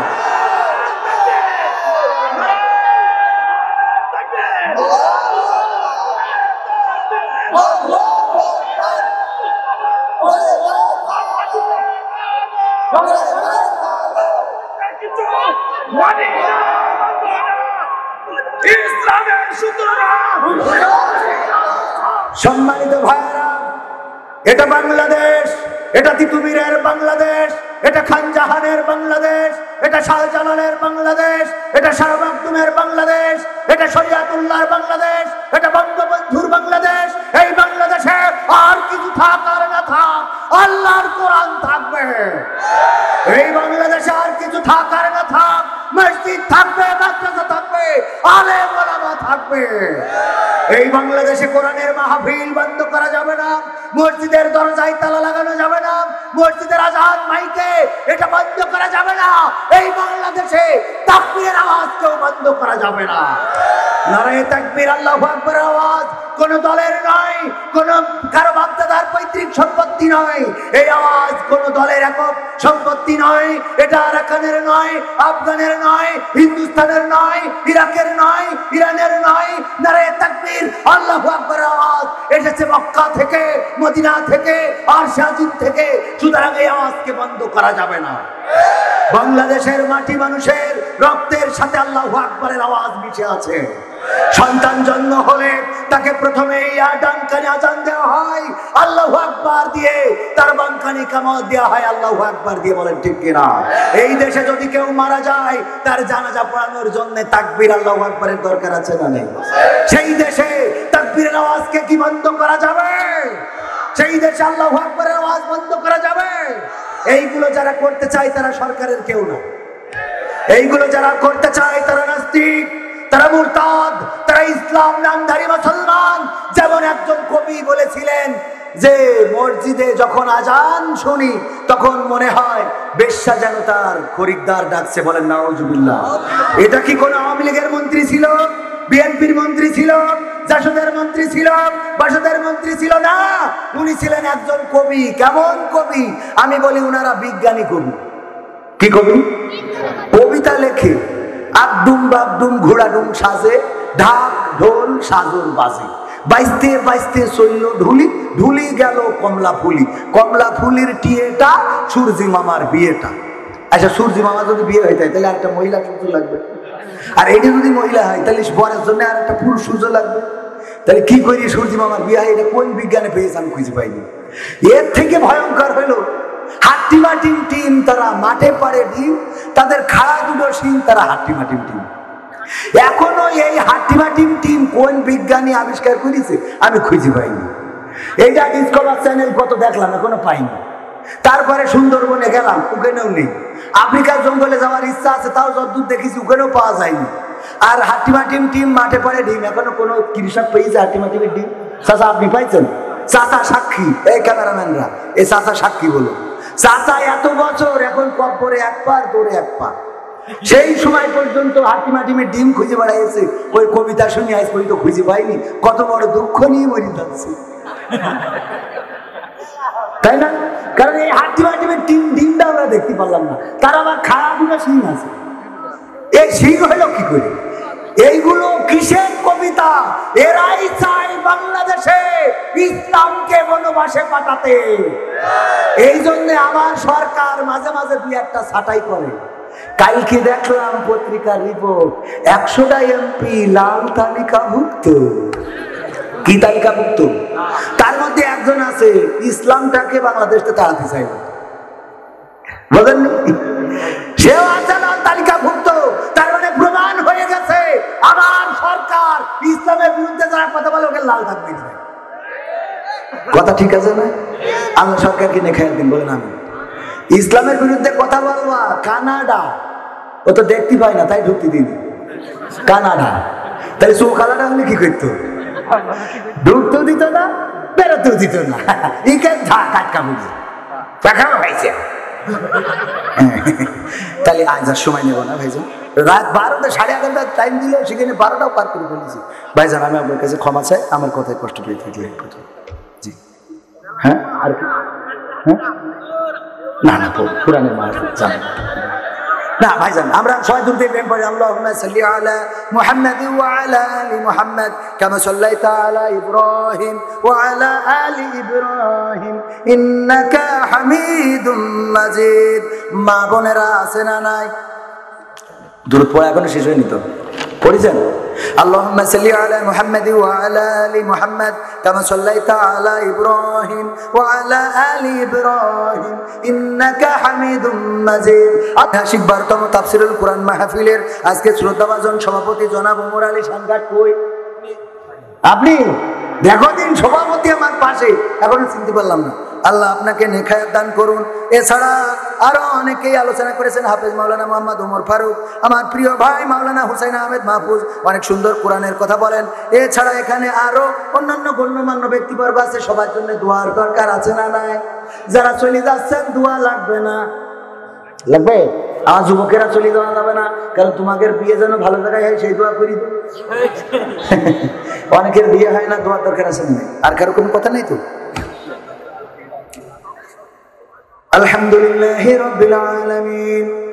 রব্বানা যালামনা আনফুসানা ওয়া ইল্লাম তাগফির লানা ওয়া তারহামনা লানাকুনান্না মিনাল খাসিরিন।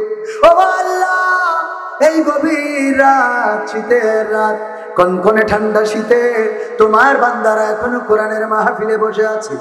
ওগো আল্লাহ, তুমি দয়া করে এই কোরআন শোনার জন্য মাগরিবের পর থেকে এই পর্যন্ত যারা আসলো, বসলো, শুনলো, দাঁড়িয়ে অথবা বসে কোরআনের কথাগুলো শুনলো, আল্লাহ তুমি দয়া করে সকলকে তোমার শাহী দরবারে কবুল করে নাও। ওগো আল্লাহ, তোমার কাছে হাত তুলতে বড় লজ্জা লাগে।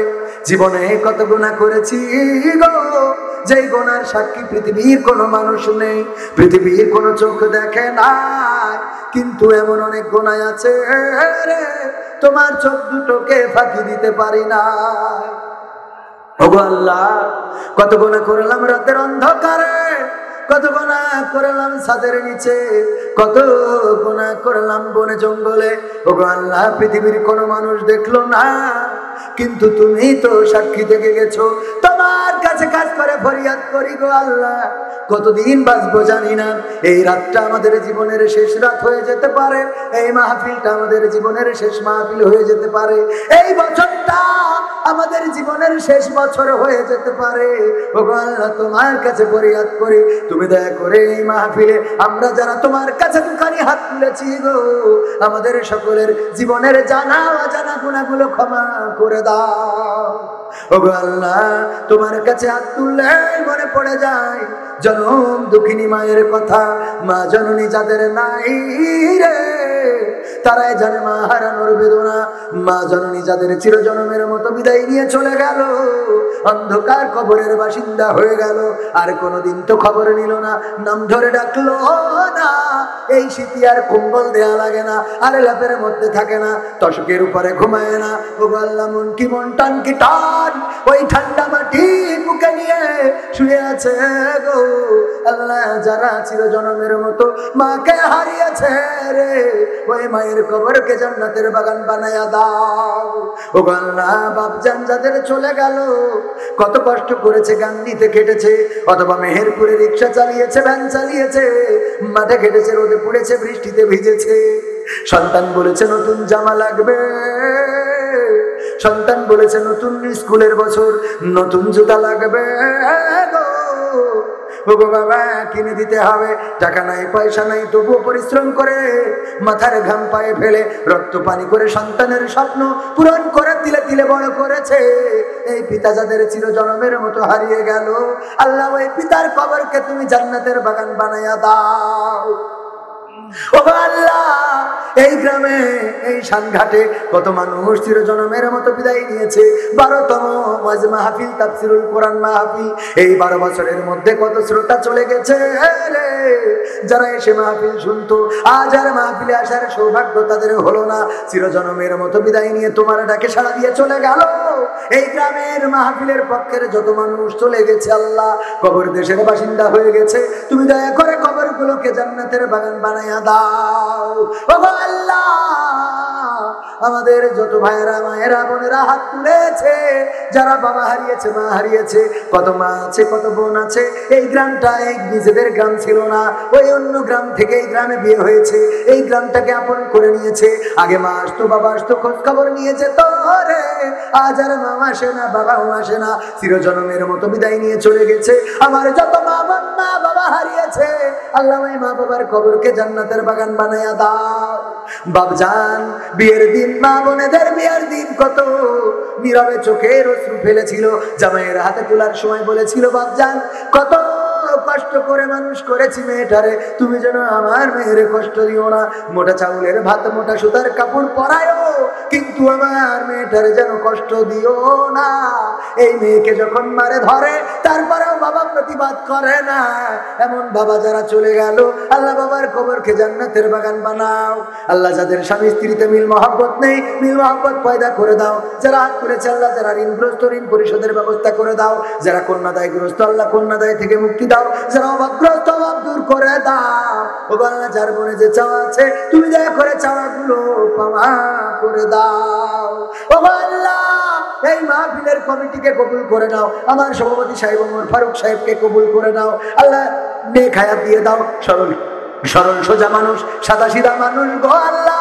আল্লাহ তুমি তাকে কবুল করে নাও। এই মাহফিলের জন্য যত মানুষ দান করেছে, যে উদ্দেশ্যে দান করেছে, আল্লাহ দানগুলোকে কবুল করে নাও। আল্লাহ তুমি দানের ওসিলায় তাদের আয় রোজগার বাড়িয়ে দাও, অর্থ সম্পদ বাড়িয়ে দাও, মনের স্বপ্নগুলো পুরা করে দাও।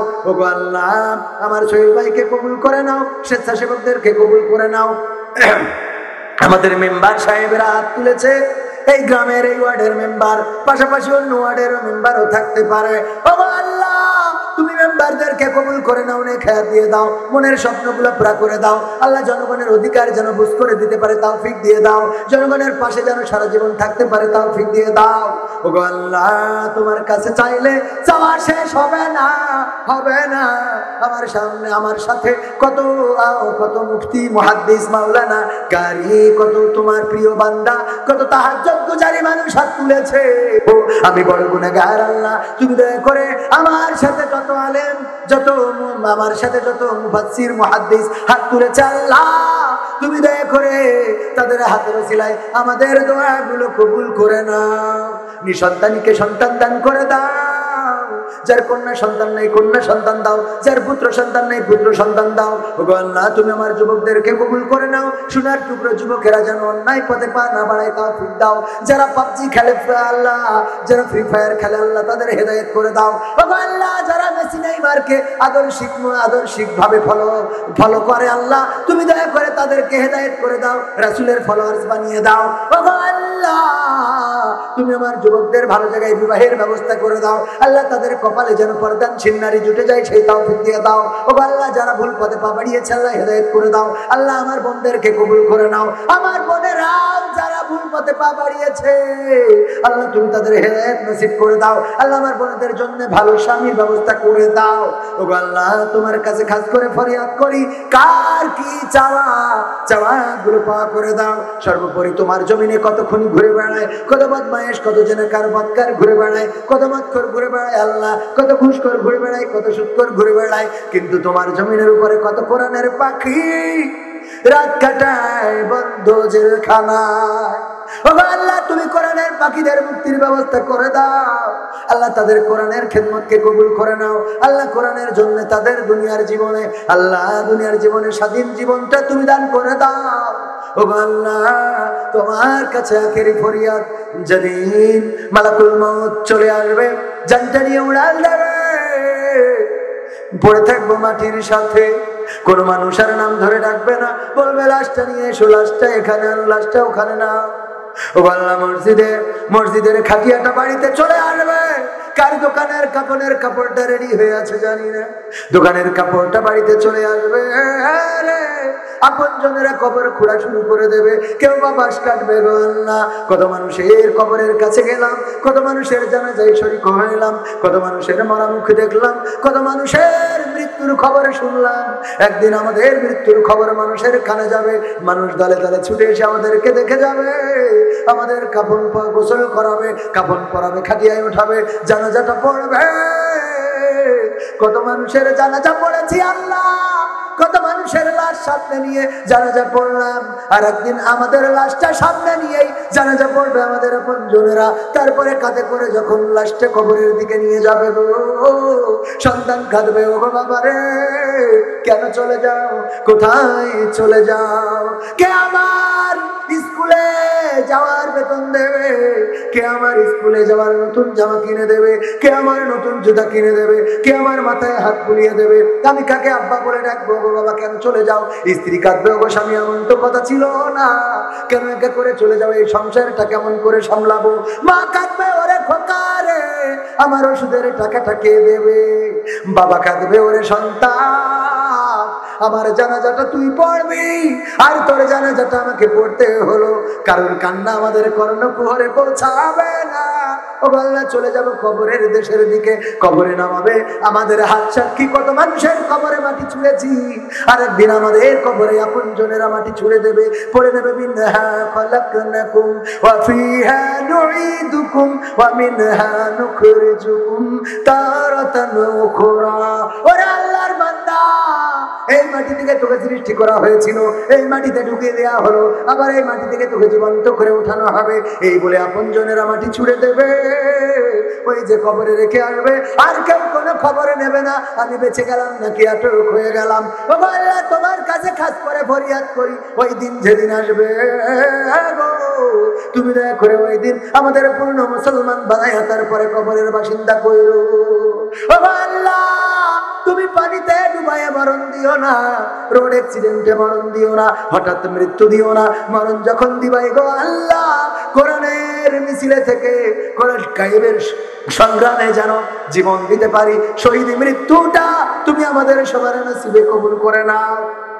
মরণকালে সিজদায় রেখে দিও, আর জবানে জারি করে দিও আখেরি কালেমা লা ইলাহা ইল্লাল্লাহু মুহাম্মাদুর রাসূলুল্লাহ সাল্লাল্লাহু আলাইহি ওয়াসাল্লাম।